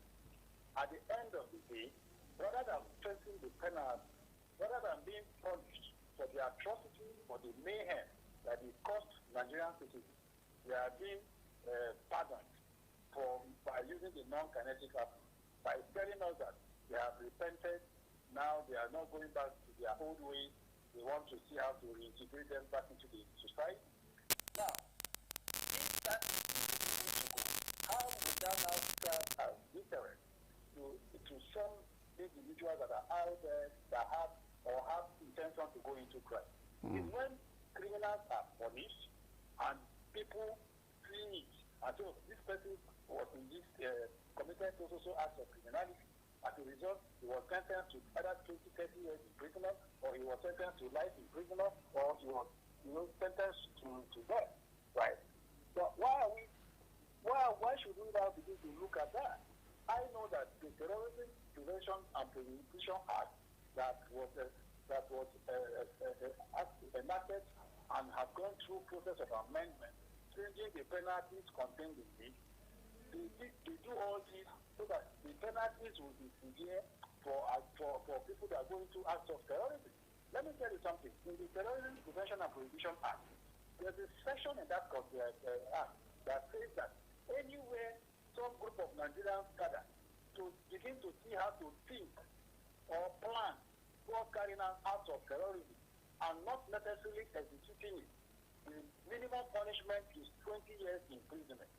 Just to sit down and just to talk about it, it is 20 years imprisonment. But here we are talking about people that actually carried out acts of terrorism, killed people, ravaged communities and all that, destroyed government infrastructure, assets and all that. We are going to say that they have repented, therefore they should go back and reintegrate into the society. I am happy that there is this community resistance, because the community are saying that no, these people cannot cause this kind of mayhem and all. At the end of the day, they are telling us that they have repented, they should come back and mix with the society. It is not acceptable. Right? In as much as I agree that there are non-kinetic policies in addressing security issues, but for giving ex-Boko Haram fighters, right? But the fact is, they don't even come out willingly to say, okay, we have turned back, we have turned from the old way, we have turned the new way, we don't want to go back to. Some of them come out because of the firepower that the military gives to them while in the forest. When they thought that, or when they see that the fire is beyond them, they quickly come out and say they have surrendered. Right? So it's not an intentional thing, it's not a deliberate thing, So, of the fact is, criminals that commit acts of criminality, they should face the law. The punishment that is contained in our law should be measured at them, so that it will serve as deterrent for any other Nigerian that wants to go into crime. So that's our position about that. All right, okay. Let's begin to set agendas for the new service chiefs. The Chief of Defense Staff was part of the last service chiefs when he was the Chief of Army Staff. Now he is at the helm of affairs when it comes to security in this country. What strategies do you think he will be introducing now, looking at the way the insecurity has spread, looking at the breakdown you gave us with the different groups forming in different areas? Now, what do you think he will be bringing on the table that will be new compared to what it was when he was the Chief of Army Staff? Now, when he was Chief of Army Staff, don't forget that he had a lot of command. And let me tell you something. The difference between the Chief of Army Staff and the Chief of Defense Staff is the Chief of Defense Staff, don't forget that he doesn't command troops. The Chief of the Army Staff that commands troops. Right.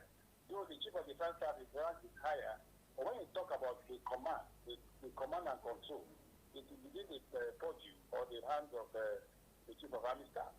Now, these are new set of people. I know that they've been in the system.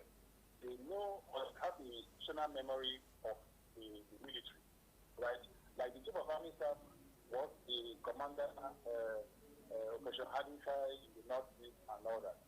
And I've gone through their team. Excellent officers. Now, all right, let's join Ambassador Austin, Peacemaker. If you can hear me now. A very good morning to you. Can you hear me?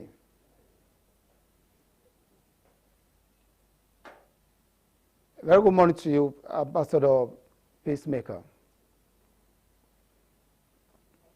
It seems we're having audio challenge from your end.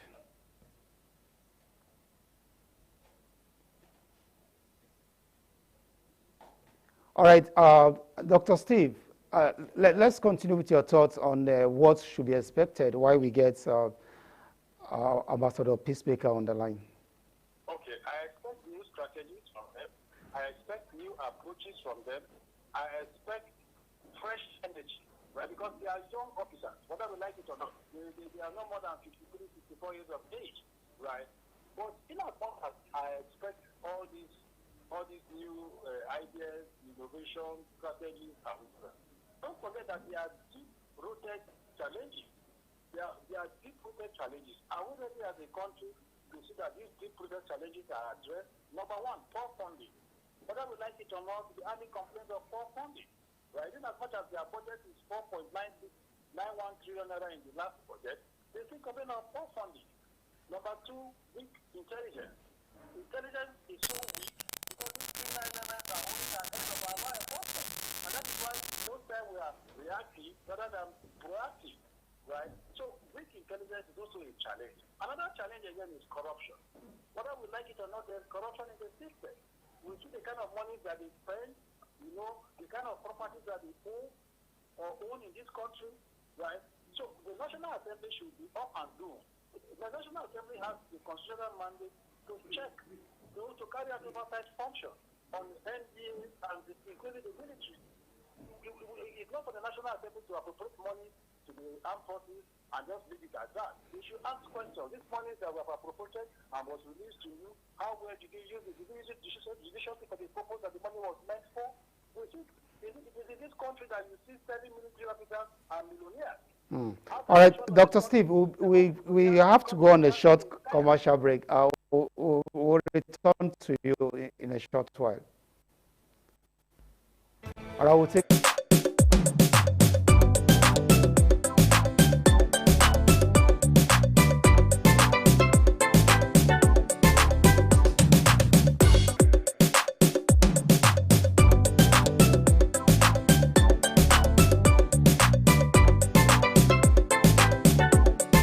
This morning on ITV, and I have Dr. Steve, a security analyst, with me online looking at the new service chiefs and what is expected. And earlier, before we went on that break, he was talking about the welfare and funding for the Nigerian Armed Forces. Please, can you go on, Dr. Steve?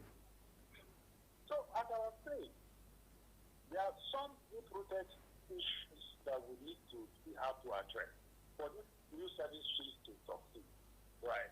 And they must be up and doing because there's a lot of issues, insecurity issues that is before them, right? So I talked about corruption and I talked about the role the National Assembly has to do in this because for me, oversight function, effective oversight function exposes corruption and it exposes inefficiency. And we're looking at some of these inefficiencies, military formation, right? We are in this country where criminal elements, Boko Haram, go to attack our military bases, we kill our soldiers and others. We have in the Malam factory, you see, attack was carried out there, 20 soldiers were killed. We keep losing our soldiers, right?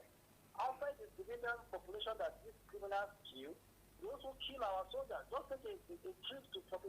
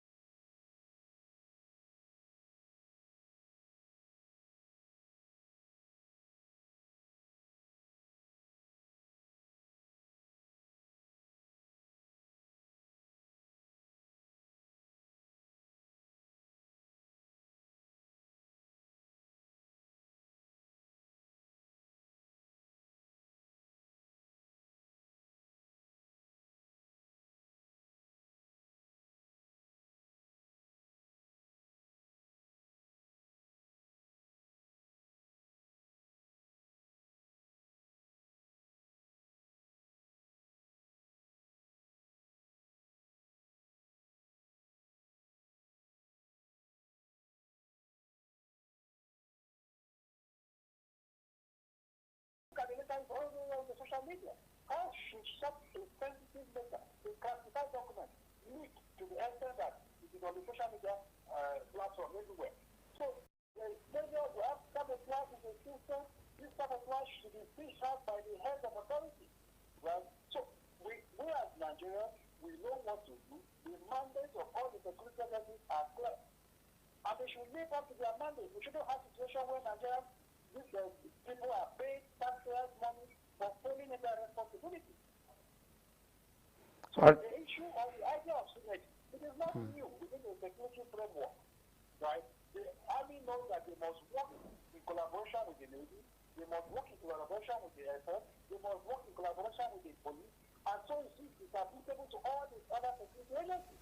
We must work together as one to see that common goal, that common objective is achieved. But it is not a situation where everyone wants to take the glory, that it is you that made it happen. No, it shouldn't be like that. All right, I must thank you so much, Dr. Steve Okorie, for your insights this morning. Thank you so much for joining us on the program. Thank you. Thank you for having me. All right, we'll go on a quick break, and when we return, we'll be joining our Lagos studio for a continuation of the program this morning on Night TV.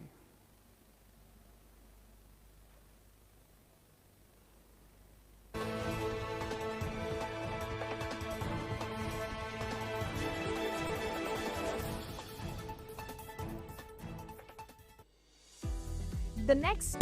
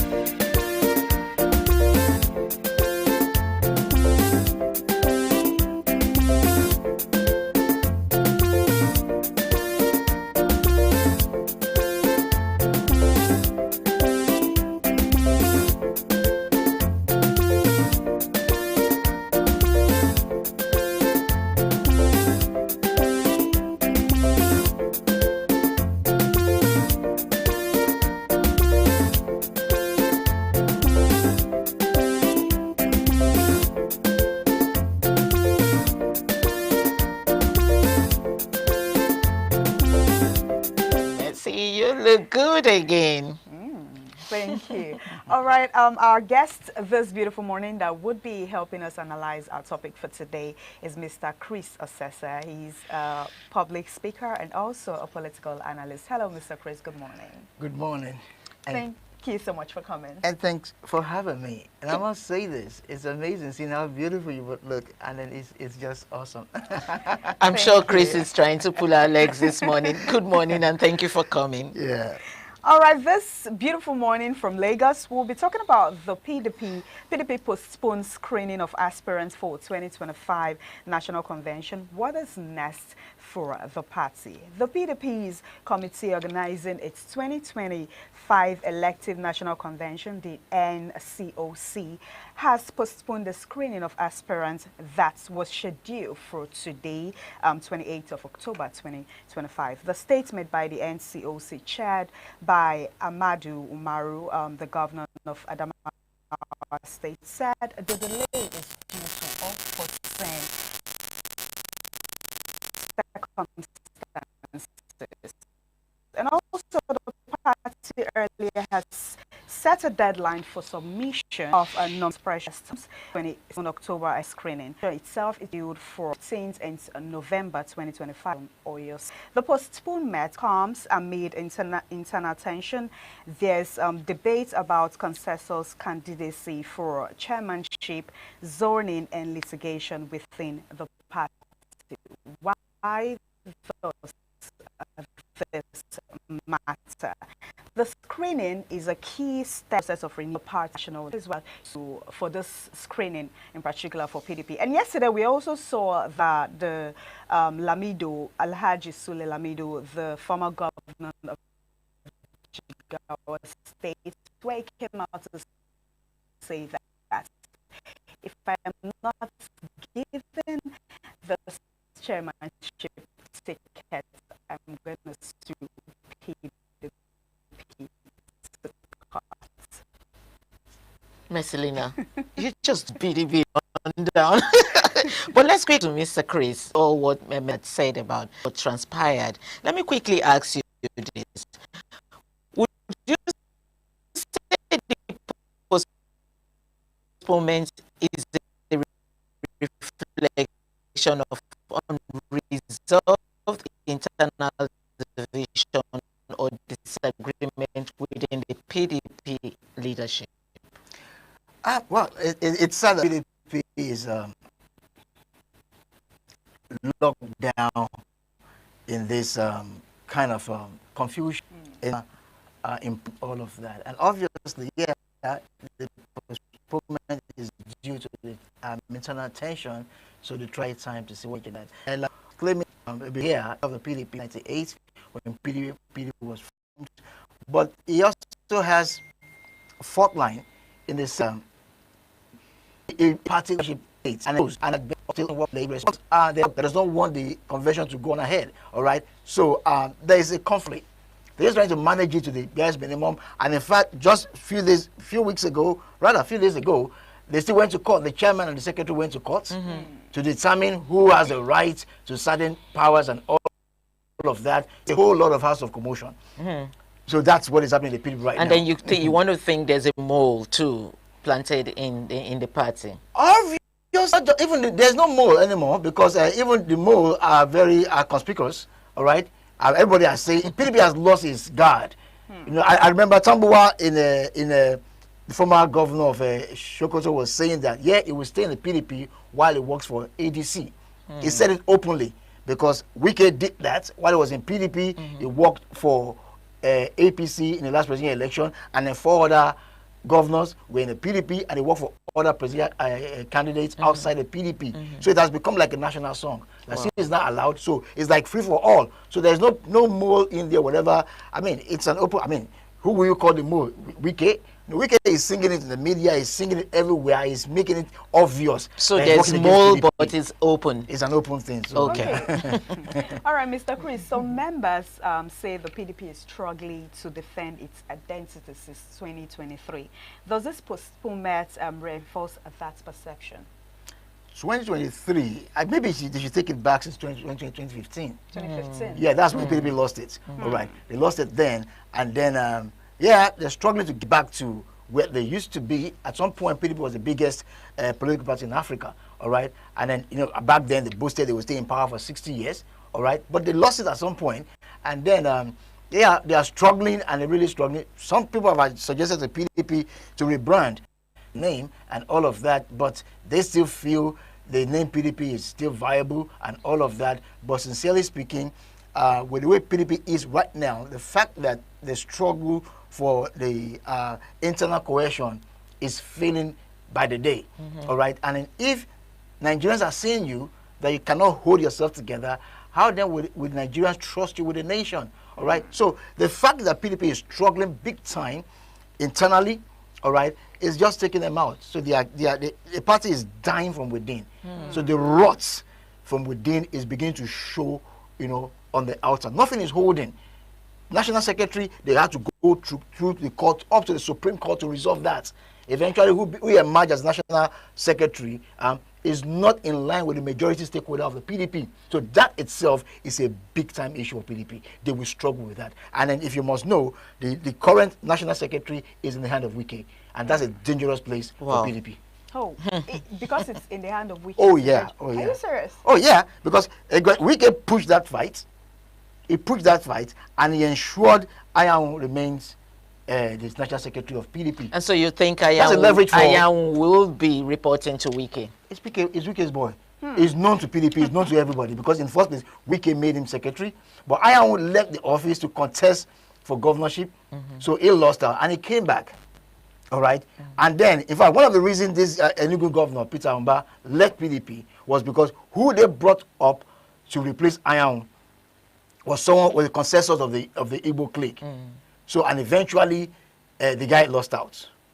So they were, the Igbo clique of the PDP were angry with PDP. And right now, as we speak, PDP doesn't have a governor in Southeast, unlike what it used to be. So let's talk about that. We've been seeing a couple of defections lately. Okay. Governors defecting from their party to ADC, especially from PDP, defecting from PDP to either APC or ADC. No, Would you, ADC have not gotten any. to APC, All right, rather. yeah. So would you say, with all the defections that have been happening, do PDP still stand a chance for a forthcoming 2027 election? To be frank, I won't be surprised if PDP will not field a candidate in 2027. I won't be surprised because as we speak, PDP does not have a viable candidate to run for the election. In fact, the House is not together to run. Okay. They are not in order. They're not together. They are not. There's no cohesion in the House. They're not formidable to run the presidential election because it takes a whole lot. Now, what it is at the moment, because okay, fine, they are not making effort. In fact, they've zoned the 27 presidency to the south. All right, and then you look around PDP in the south. Who is that viable candidate? The strongest man they have in the south is Sheyi Makinde. So, will Sheyi want to go against an incumbent that is from the southwest? It won't fly. Okay. So the PDP has no candidate per se for 2027. They don't. The best they can do is just to prepare for 2031.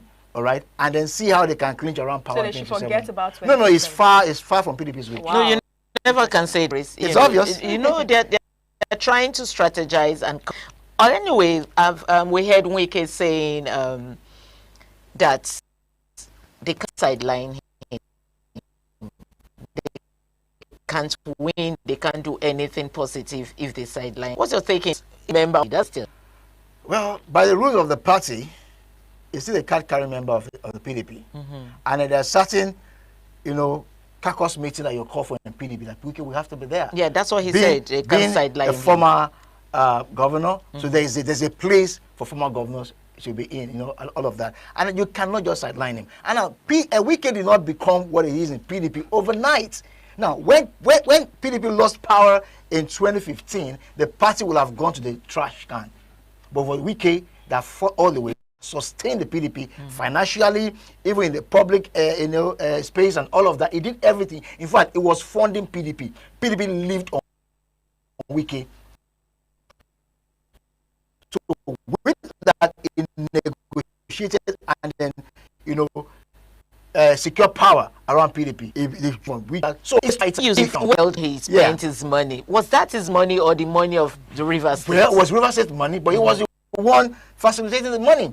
And you need to understand how PDP runs.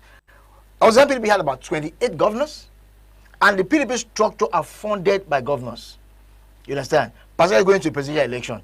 So they rely on governors' funding, and then, of course, ministers and all of that, and they do all of that. So at the point that they didn't have that might funding PDP, so they relied on Wike.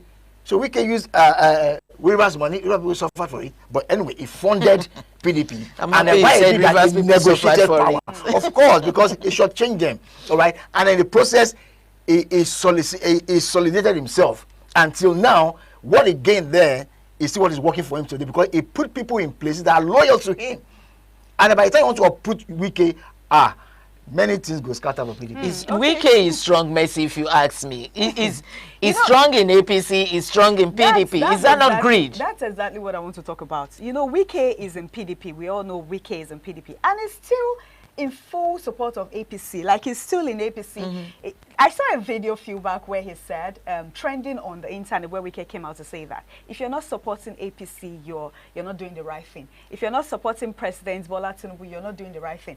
And at the same time, it's still a full party of the PDP. And it's got me thinking, this man is here and he has full support supporting PC. And it's got a lot of people talking, where is Wike exactly? Where is he initially? Now, the first thing you need to understand is that politics game, and there's this unique skill set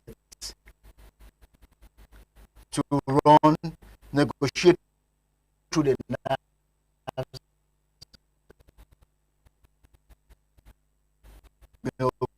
involves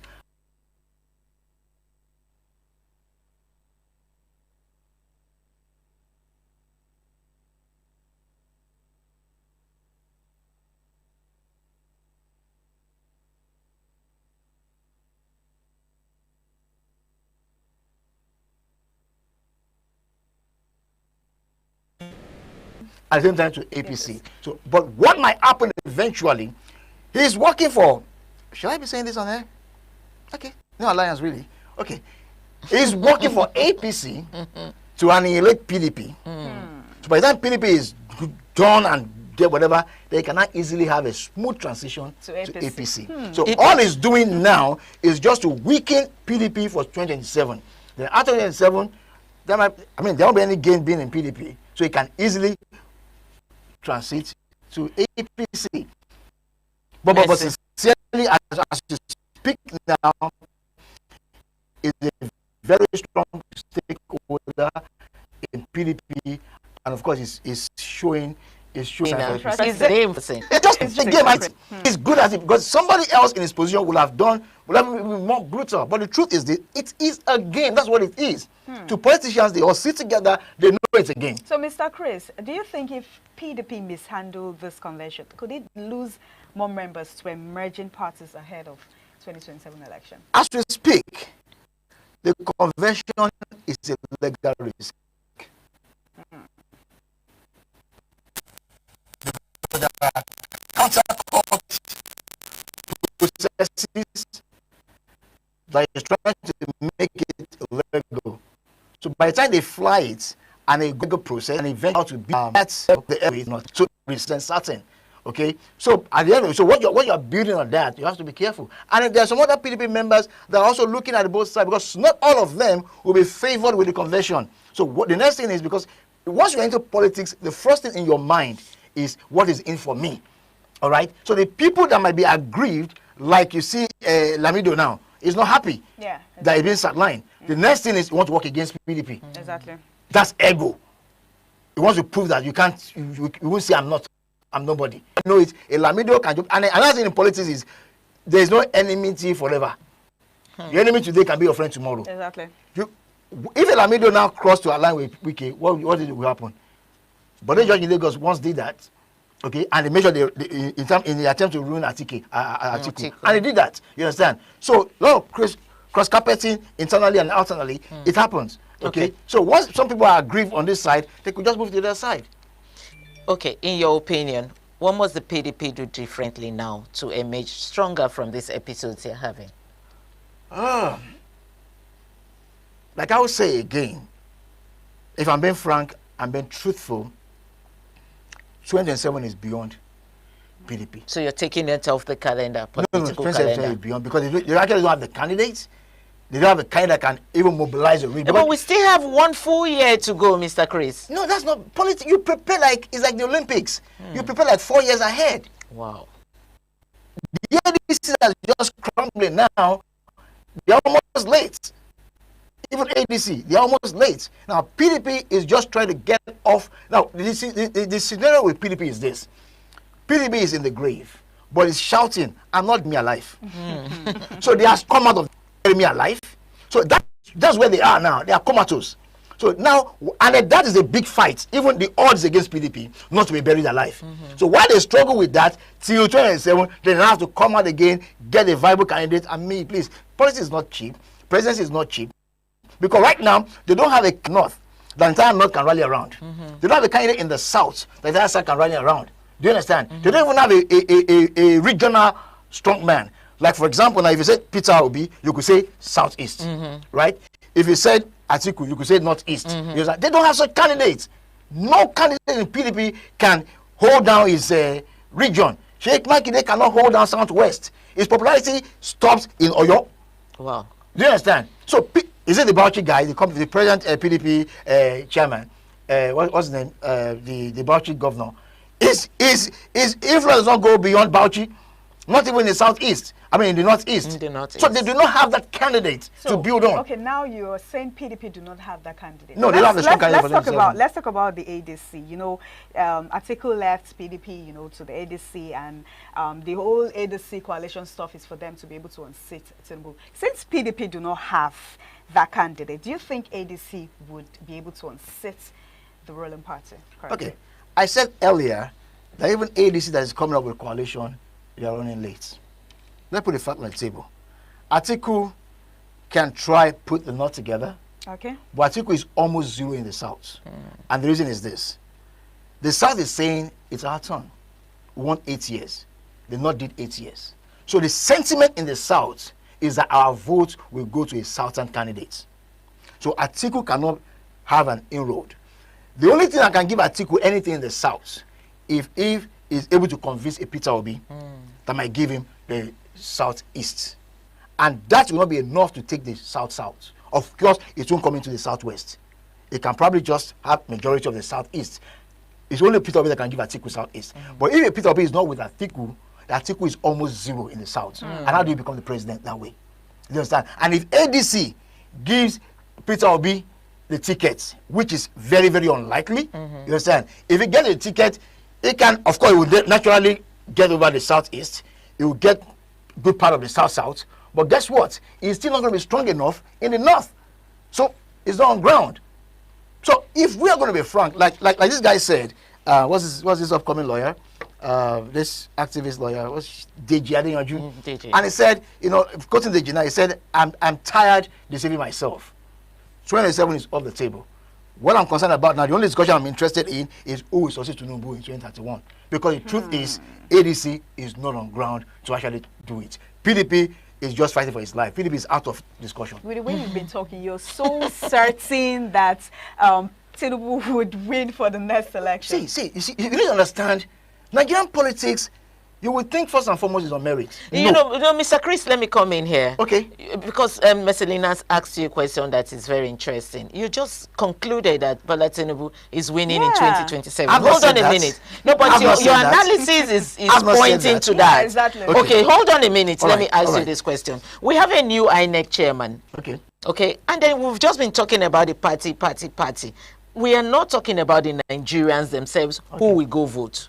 And then the new INEC chairman is wanting to set a clean record that votes must be counted.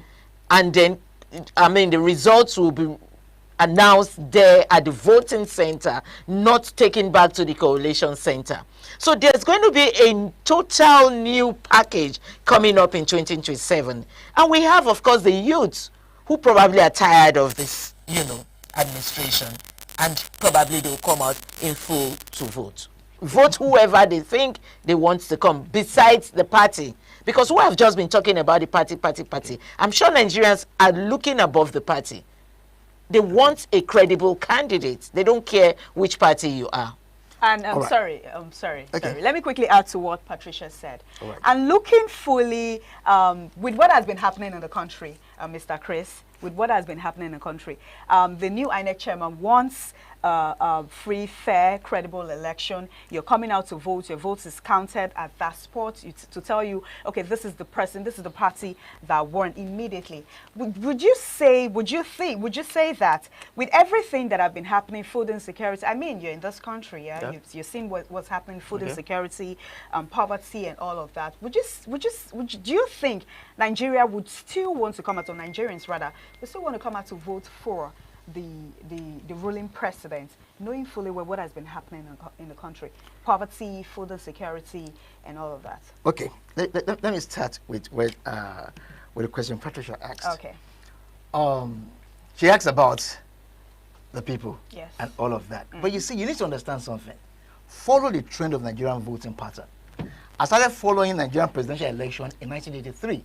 With the Shagari election, all right? I was one of those that was carrying chair for the Babas when they were having their meeting. The UPN headquarters then was opposite a house in Pound Grove, all right? The Martins, they were the one running the stuff. But so, you know, we started carrying chairs for them and all of that. What I'm trying to say here is this. There's a pattern Nigerian presidency runs on. It has not changed. Rather, it has not changed so much. All right, so you would think that Okay, just the people. But the thing is, it's about structure. It's about structure. Now, in every state, the governor that runs the state is strong in structure. You cannot say, okay, this is because in the first place, who are those that go to vote? Most of the youth you talk about, out of 10, gather 10 Nigerians, probably 5 or 6 don't have voters card. And the 4 or 5 left that got voters card, maybe 1 or 2 will go to vote on election day. That has been the pattern. Do you understand? They can make all the mouth, make all the noise on the internet and all of that, but at the end of the day, on the day of election, they don't go to vote. And that's not the change in that voting pattern is not going to surge so high overnight. It's going to be a process. Okay, that's one. Now, what happened is this. Now, those that can go into vote are stakeholders in party process. Do you understand? So what it tells you is this. Not all Nigerians go out to vote. Look at the number of voters, registered voters for Nigerians. Look at the number of people that goes out to vote in every election year. The gap is massive. Do you understand? And you cannot cover that like this. You can't do that like that because there are people that have lost confidence in the election process. That's why they don't even believe in it at all. Some register, don't get voters card as means of identification, not to vote. And millions are in that position. Do you understand? So as we speak now, politically speaking, structure determines a lot. At least structure gives you the confidence of a prediction. Now, the governors run structure in the states. Now, the governors might not win an election, it's not guaranteed 100%, but they will secure a minimum of 40 to 45%. I was going to say that because this same structure in Lagos, the APC didn't win presidential election here. And there was a structure here. That's a different case altogether. Because, number one, if we're going to talk about that, why Tinubu lost election in Lagos? Number one, there was what's it called now? Protest votes against Tinubu. Was coming. ESA was massive in Lagos, and ESA targeted Tinubu. Some of the parties were burned. Protest votes against. Number two, there was a Muslim candidate, and Lagos is the headquarters of churches in Nigeria. So the Christian vote went against him. Lagos hosts the biggest non-indigenous in Nigeria. So the non-indigenous vote went against him. So all of these things work together, and then all of us, I like to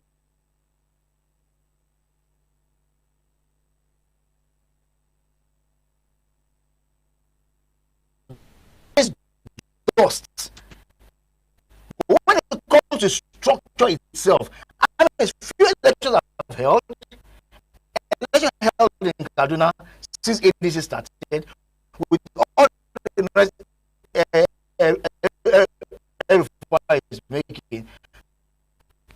What impact did it make? Absolutely nothing. Election held in Anambra with Peter Obi raising the hand of ADC candidates. Nothing happened. They got absolutely nothing.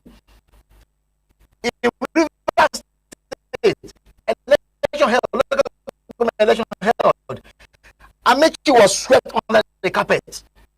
Do you understand? They don't have it on the ground. They don't have anything on ground. At the end of the day, who owns the structure? The structure plays a major role. You can see it as empty. You can see it as full. Do you understand? Because you are looking at it like we are hungry. We've not, did not start now. We have the Trump going. People to the reform process is getting better by the day. For example, now Nigeria just got delisted from this foreign gray financial list, right? And that's a huge one for the nation. Unfortunately, we have a pool of people that are illiterate, even educated Nigerians, that doesn't understand the effect of that. What that means is this: before now, when Nigeria and South Africa were in that watch list, it limited a foreign inflow, FID. Investment that could come in. There was no trust in Nigerian system, financial system, to trust Nigeria with investment. But now that we are out of that list, so foreign partners can come in now. Banks can now do stuff with their counterpart abroad and all of that. So foreign investment can come in, and once that start coming in, things are happening. Our foreign reserve is rising. You know, things. When you talk about reform, tooling, and tooling is okay. You know what? It's not working. Let's reset. Reset. Things cannot be bubbling. Reforms come with pain. That is the sacrifice of reform. Mr. That's how it Chris. works all over the world. And a lot of people are beginning to see the gains of this reform. It's already picking up. All right, we are seeing positive effect of it with the numbers that are coming in. IMF is speaking. Okay, look at this. When the government came on board, inflation was 40%. Yeah. Today is 18%. You think that's negative? Mr. Chris, you see this picking up is just on paper. Nigerians on the street are not feeling it yet. They're still complaining. They're not feeling it yet. Yeah. Okay, let me ask you a question. Yes. Way back 2023, what was the cost of rice? Bag of rice, because that's what most lazy Nigerians base their arguments on. So what is the cost of rice now, Mr. What's the cost of rice now? I don't know. That's why I'm asking you. You brought up rice issue. So what's the cost of rice? At some point, rice was being sold for 97,000 naira, right? As we speak now, it's about 56, 57. It's still hard on the people. It's still hard on the people, but Yes. not like before. It's trickling down. That's what I'm telling you. So when inflation was at 40%, it was terribly bad. Today it's at 18%. Mr. Chris, you talked That's about, a huge difference. You talked about IMF. Remember, the IMF recently criticized Nigeria that despite the removal of fuel subsidy, the poverty is still very high. It will not go overnight. It's going to be over time. It cannot be a switch. So Nigeria expects it to be a switch, just like the seats of one of the candidates that said, let me not sound partisan, that said it will fix Nigeria in 2 years. That's the worst lie the devil will ever tell. It's not possible. You can't fix Nigeria in 4 years. It is not possible. It can't be a switch. It's got to be a process. Okay, this person has his own agenda on how to fix Nigeria, so How? you can't say. Because he was a governor. Okay, let's bring it open.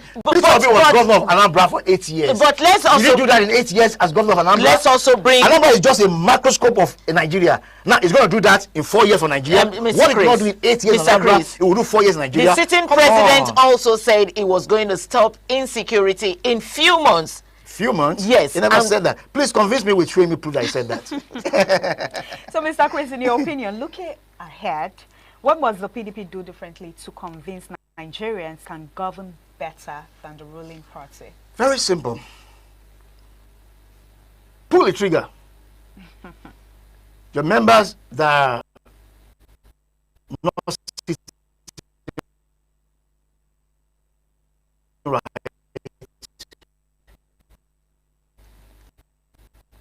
pull it. Are those you can count on. All right. So once you're able to do that, then strengthen your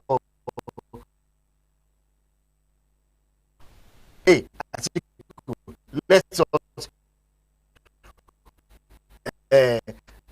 the party president or whatever to the south. They were only able to do that. They should raise them in peace sanction Wike, because Wike is publicly working against PDP and is still in PDP. They should be able to find a way to expel him. They should put that guts. So, but they do know if they put the guts on Wike, a lot will go with Wike, and they are afraid to lose that a lot. And while they see about Wike is like Just cancer. a quick one, Mr. Chris. We're Yeah, about to round off. actually also They fine. should put K down against If they- K that goes for 3 because No, yes, go on. a symptom of weakness or internal democracy or strategy to move and realign interest. PDP is weak. They are very weak. They don't have the finance to compete. They don't have the finance. They are used to mobilizing on finance. They don't have the Okay. finance. We have been told they are our weak time and is they're up. out. Thank you so much, Mr. Chris. Thank you for helping us analyze this topic. Yeah. Patricia? Thank you, Chris, for coming and always shaking the table. All right, this is all we've got for you from our Lagos Network studio. Thank you once again, Mr. Chris, for helping us analyze. Thank you for having me. Topic. Now we would be handing over to Benin for the continuation on TMI. Do stay. I am Marcelina Unkwa.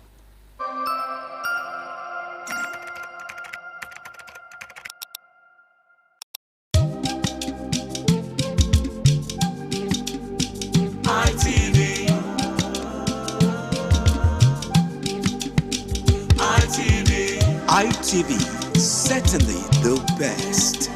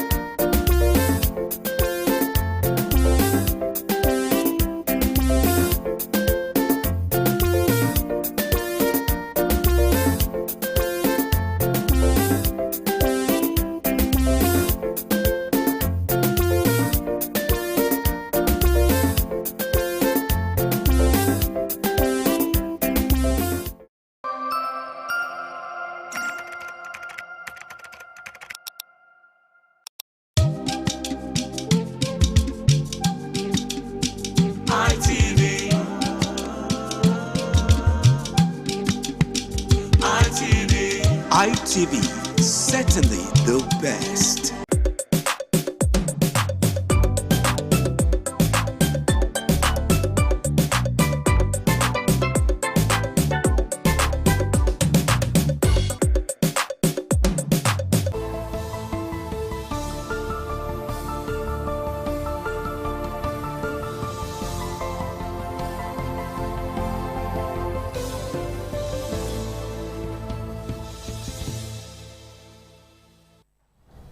Good morning, big thanks for joining me on the news round at this time. I am Philip Omo-Gyupo.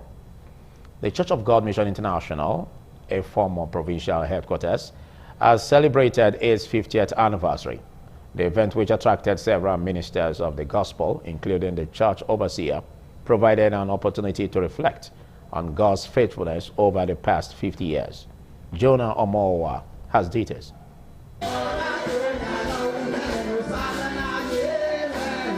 Worship and dance in appreciation to God's grace, growth, positive impact, divine favor, and stability characterize the 50th anniversary Thanksgiving service of the Church of God Mission International, a former provincial headquarters, Benin City. In his welcome address, the National Presbyter, a former province, Reverend Bright Asemota, used the occasion to honor the founder of the mission, Archbishop Benson Idahosa of blessed memory. I want to say thank you for your time.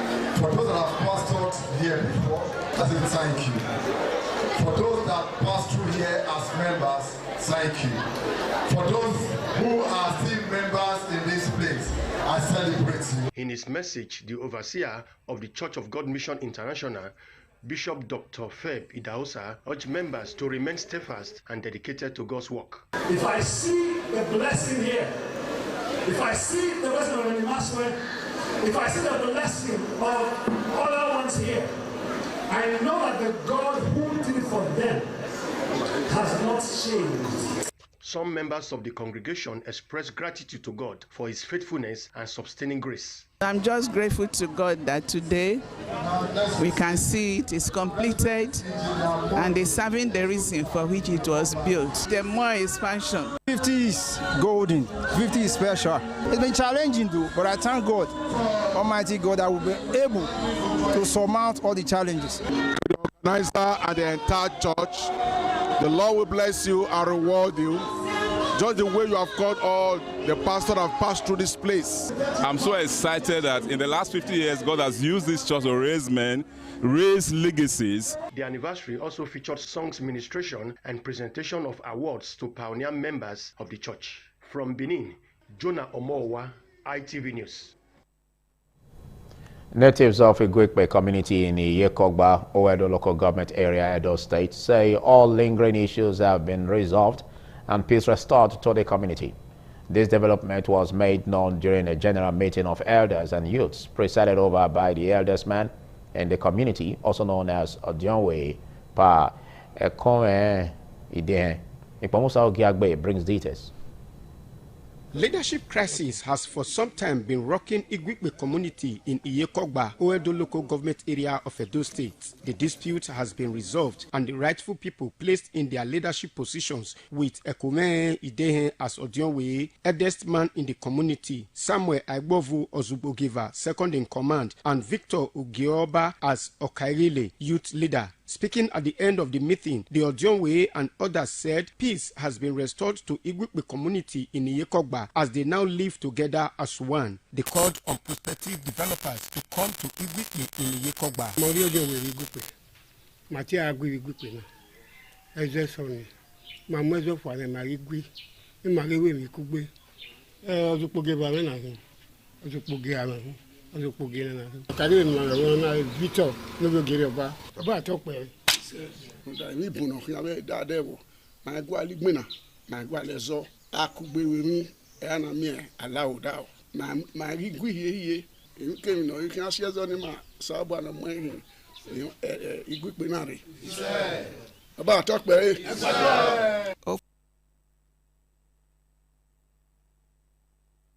fure e magwala e wona ni magare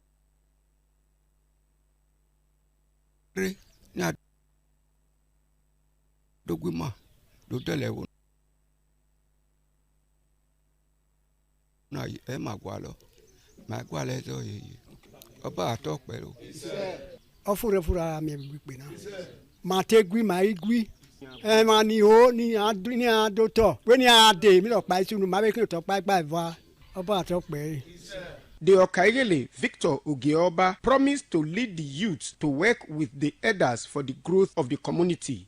I'm ready to work with my elders, my Odionwe, so to bring a good development to my community. From Igwikpe, Iyekogba, in Owedo local government area, Ikmomosa Ugiagbe, ITV News. The Delta State Police Command has uncovered a horrifying case of alleged murder involving two self-styled native doctors. The native doctors were accused of killing their clients and dumping their bodies inside a sockaway pit in Owa Lidima community, Ika Northeast local government area, Delta State. The victims, 22-year-old motorcyclist Ishoma Ogbeje and 20-year-old passenger Liberty Friday, were reported missing after visiting a in the community for spiritual consultation. According to reports, Friday had gone to seek help from the herbalist, accompanied by Ogbeje, who transported him on his motorcycle. When both men failed to return home, their families raised an alarm and reported the case to the police. Following a petition lodged at the Agbo Area Command on October 14, 2025, detectives launched an intensive investigation that led to the discovery of the victims' decomposing remains at the shrine. The bodies were exhumed from a sockaway pit within the premises, confirming their development. The police public relations officer for Delta State Command, Bright Edafe, said two suspects identified as Amechi Okwokenye and Smart Okwokenye, both half-brothers, were arrested in connection with the killings. According to Edafe, Amechi was apprehended while hiding inside a refrigerator at the shrine. Upon interrogation, He confessed that he and his brother lured Friday and the motorcycle rider to the shrine, kidnapped them, and demanded a ransom of 10 million naira. In an official statement released by the command, the Commissioner of Police, Olufemi Aboniwanda, assured the public that justice would be served and that the suspects will face prosecution. The Ondo State Police Command on Sunday said it had arrested one Ada Clement for allegedly operating a body factory in Ore, the headquarters of Odigbo local government area of the state. According to the public relations officer of the command, Mr. Olayinka Anyalade, in a statement, the men of the command rescued 5 pregnant underage girls found in the illegal facility. The police said the suspect sold babies 400,000 naira and above to female children, and of course 600,000 naira and above for male children, adding that one of the victims was delivered of a baby boy in the facility. The incident came to light on October 21st, 2025, about 7:30 p.m. when one Vivian Peter, a 17-year-old girl from Ikotukpan, Akwa Ibom State, who is presently pregnant, reported at the division that she had been trafficked from Akwa Ibom to Ore under the guise of being offered a job opportunity. Upon her arrival in Ore, she was taken to a supposed clinic, which later turned out to be a baby factory, where she met other pregnant girls allegedly being held for exploitation. The police public relations officer added that preliminary investigation had revealed that the suspect, Ada Clement, and her accomplices had confessed to the crime, admitting that the facility was being used as a baby factory where young pregnant girls were kept until they were delivered, after which their babies were sold to individuals seeking children. A police officer attached to the Operation Zenda Joint Task Force in Benue State has been shot dead, while a personnel of the Nigeria Forest and Hunters Services sustained serious injuries following a midnight ambush by gunmen along the Otukpo Ohimeni Road. According to local resources, the attackers stormed a security checkpoint around midnight on Thursday and opened fire on the officers on duty, triggering a heavy exchange of gunfire. During the shootout, Inspector Akman Ogbole of the Nigeria Police Force and Abechi Oche of the Forest and Hunter Services were hit by bullets. The injured officers were taken to Otukpo General Hospital, where Inspector Ogbole was confirmed dead. Oche, who was earlier presumed dead, was later stabilized and is said to be responding to treatment. The police public relations officer for Benue State Command, SP Udeme Edet, confirmed the incident and said that an investigation has been launched to track down the perpetrators. The governor of Edo State, Senator Mondo Okpewolo, has threatened to sack non-performing and incompetent contractors handling different projects across the state. The governor issued a threat when he met with the leadership of the Inter-Party Advisory Council in Edo State, who paid him a courtesy visit. Government House correspondent Kingsley Uchegbu brings details. Addressing the IPAC delegation comprising chairmen of 17 political parties in Edo State, Governor Bolo said since assumption of office, no contractor in the state has paid any bribe to secure any project. The governor, who pledged to deepen development across the state, assured that his administration remains firmly committed to transparency, service delivery, and inclusive governance, while reaffirming his administration's zero-tolerance policy for corruption. The governor noted that no contractor or political actor has influenced his decisions. He called on IPAC to remain partners in progress, emphasizing that the time for partisan politics was over and that governance must now take the center stage. A contractor in this state can come to me and say, we have given him money. I can stand on the road, I can stand anywhere to see you are not doing well. I will revoke that contract because no money exchange hand. So I'm confident.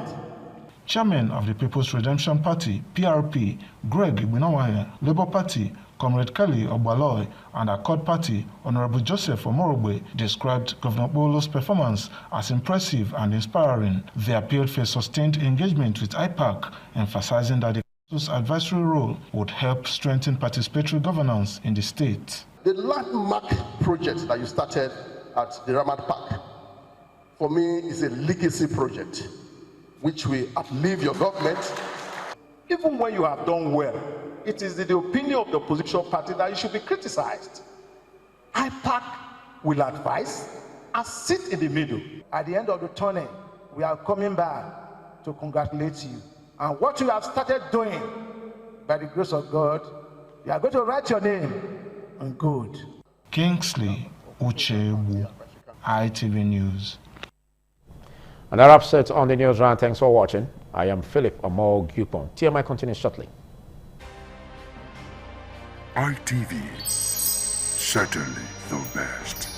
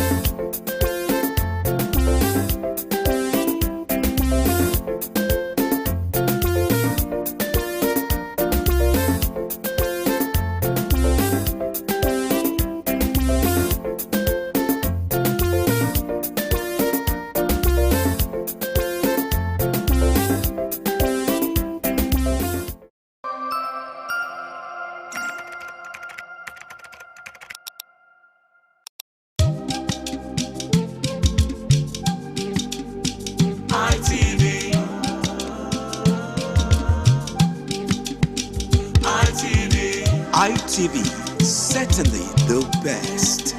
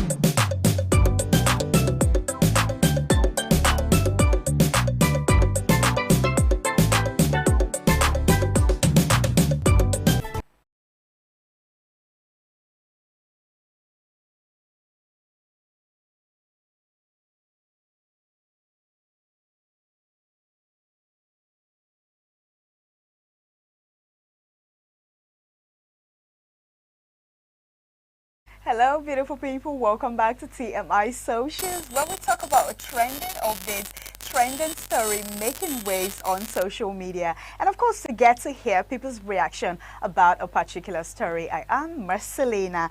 Okay, the first story we'll be talking about today on TMI Socials, we saw a video yesterday trending, a video of Plateau State Governor Caleb, where he says that they are pressuring him to join the APC, but he is not going to join until the people, his people, tell him that okay, you can join, or until God tells tell him that you can join. It's got a lot of reaction. So a lot of persons were reacting that, is it that most of this governance that are actually defecting, that they pressured them to defect, they are not leaving or going to the party? You know, some governance that defected made mention that our President Tinubu is doing a great job, that they love what he's doing, so that's why they decide to defect and join his party. But this particular governor says he has been getting a lot of pressuring, you know, from the APC, asking him to join the party. Take a look at the video. Of course, this particular video has got a lot of reactions. Take a look at the video before we go to the reactions. Pressure on me. But I told them, only two people will authorize me to change party. One is the God of heaven. The other is you people.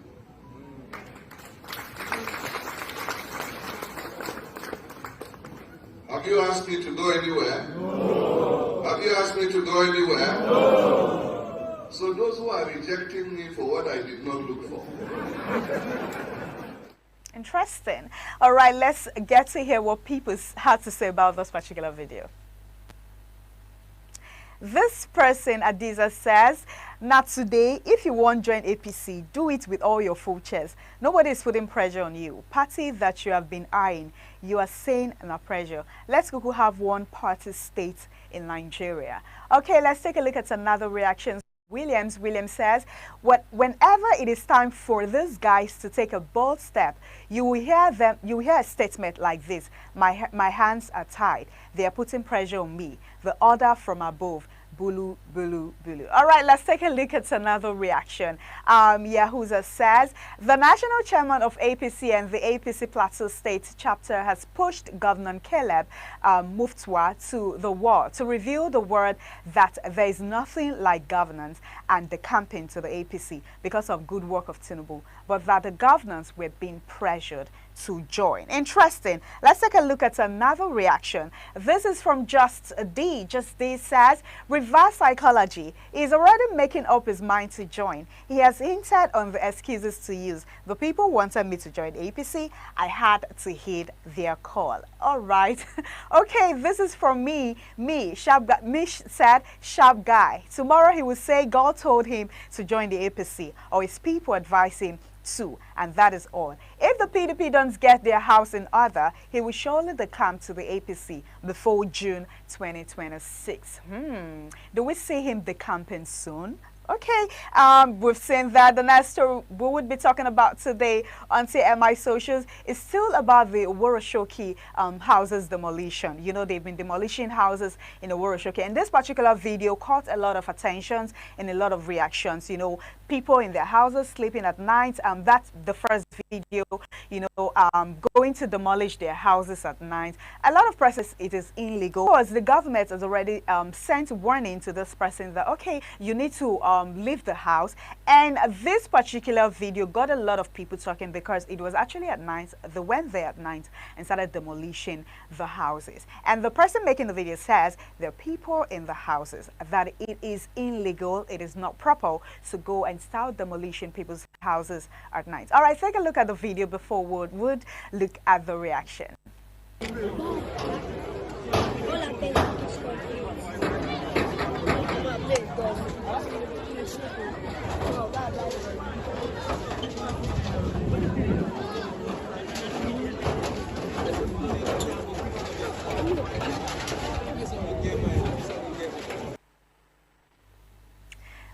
This is so sad, you know. I mean, the government already warned this person that, okay, you're not building, you didn't build this, your structure is in probably government house and all of that. And, you know, going to their homes, okay, this particular video, going to their homes to demolish their houses while they are at sleep, it is uncalled for, it is illegal, it is not proper, you know. At the same time, if you want to purchase a land or start building a house, go for the, you know, do the necessary thing, go for consultants, check if this land is okay for you to build on, if it's not a government property, or if it's okay, you know, to avoid all this demolition stuff. And it has got a lot of people reacting. Let's take a look at the reaction.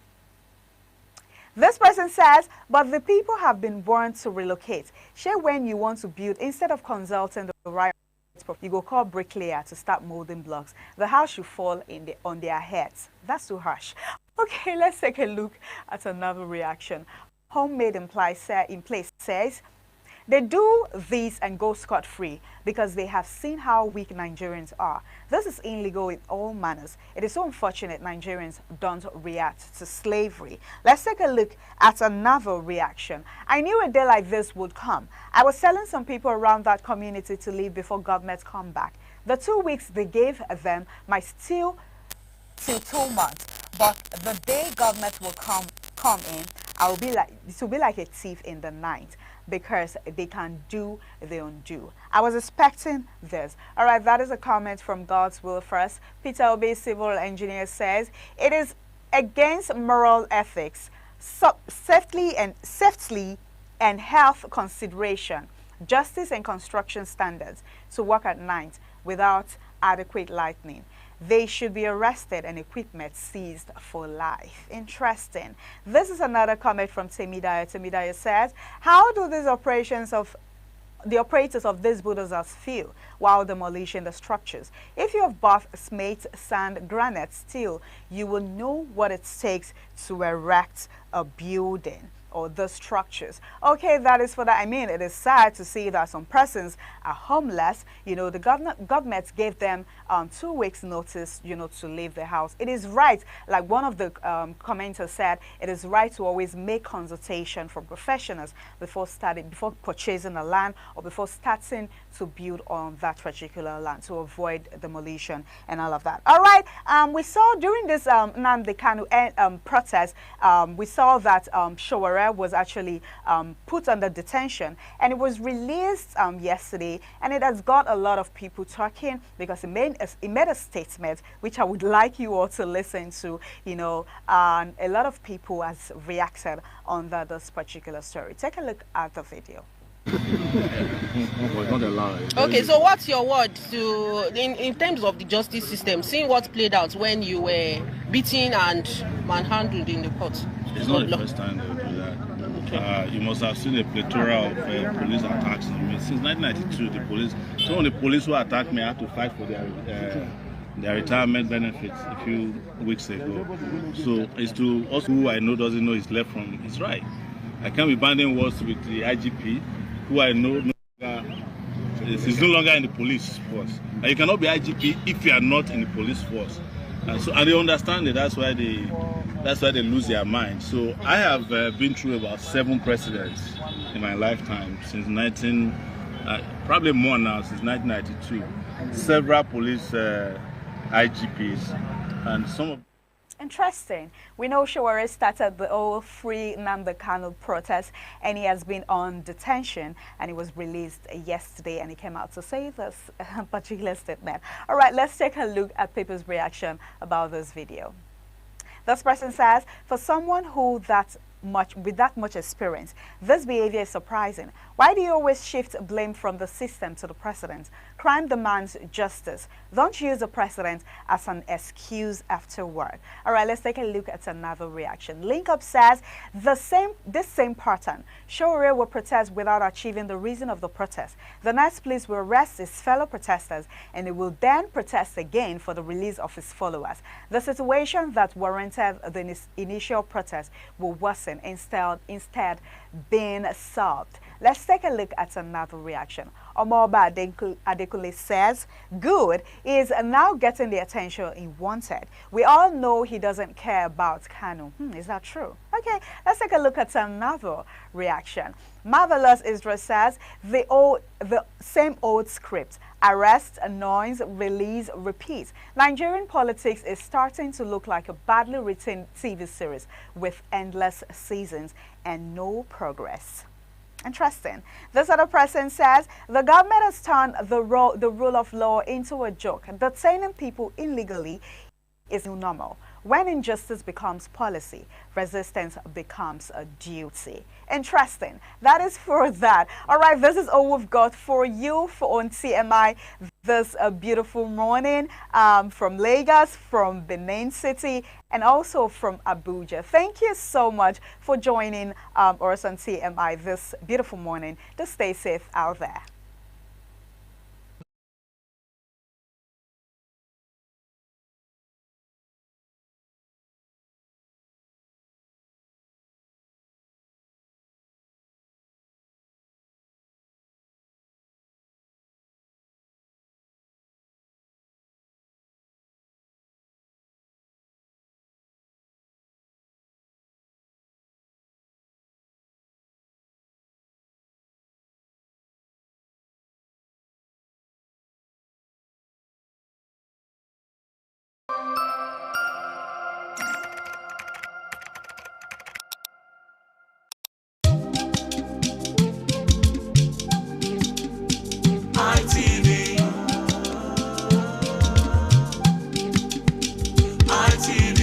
ITV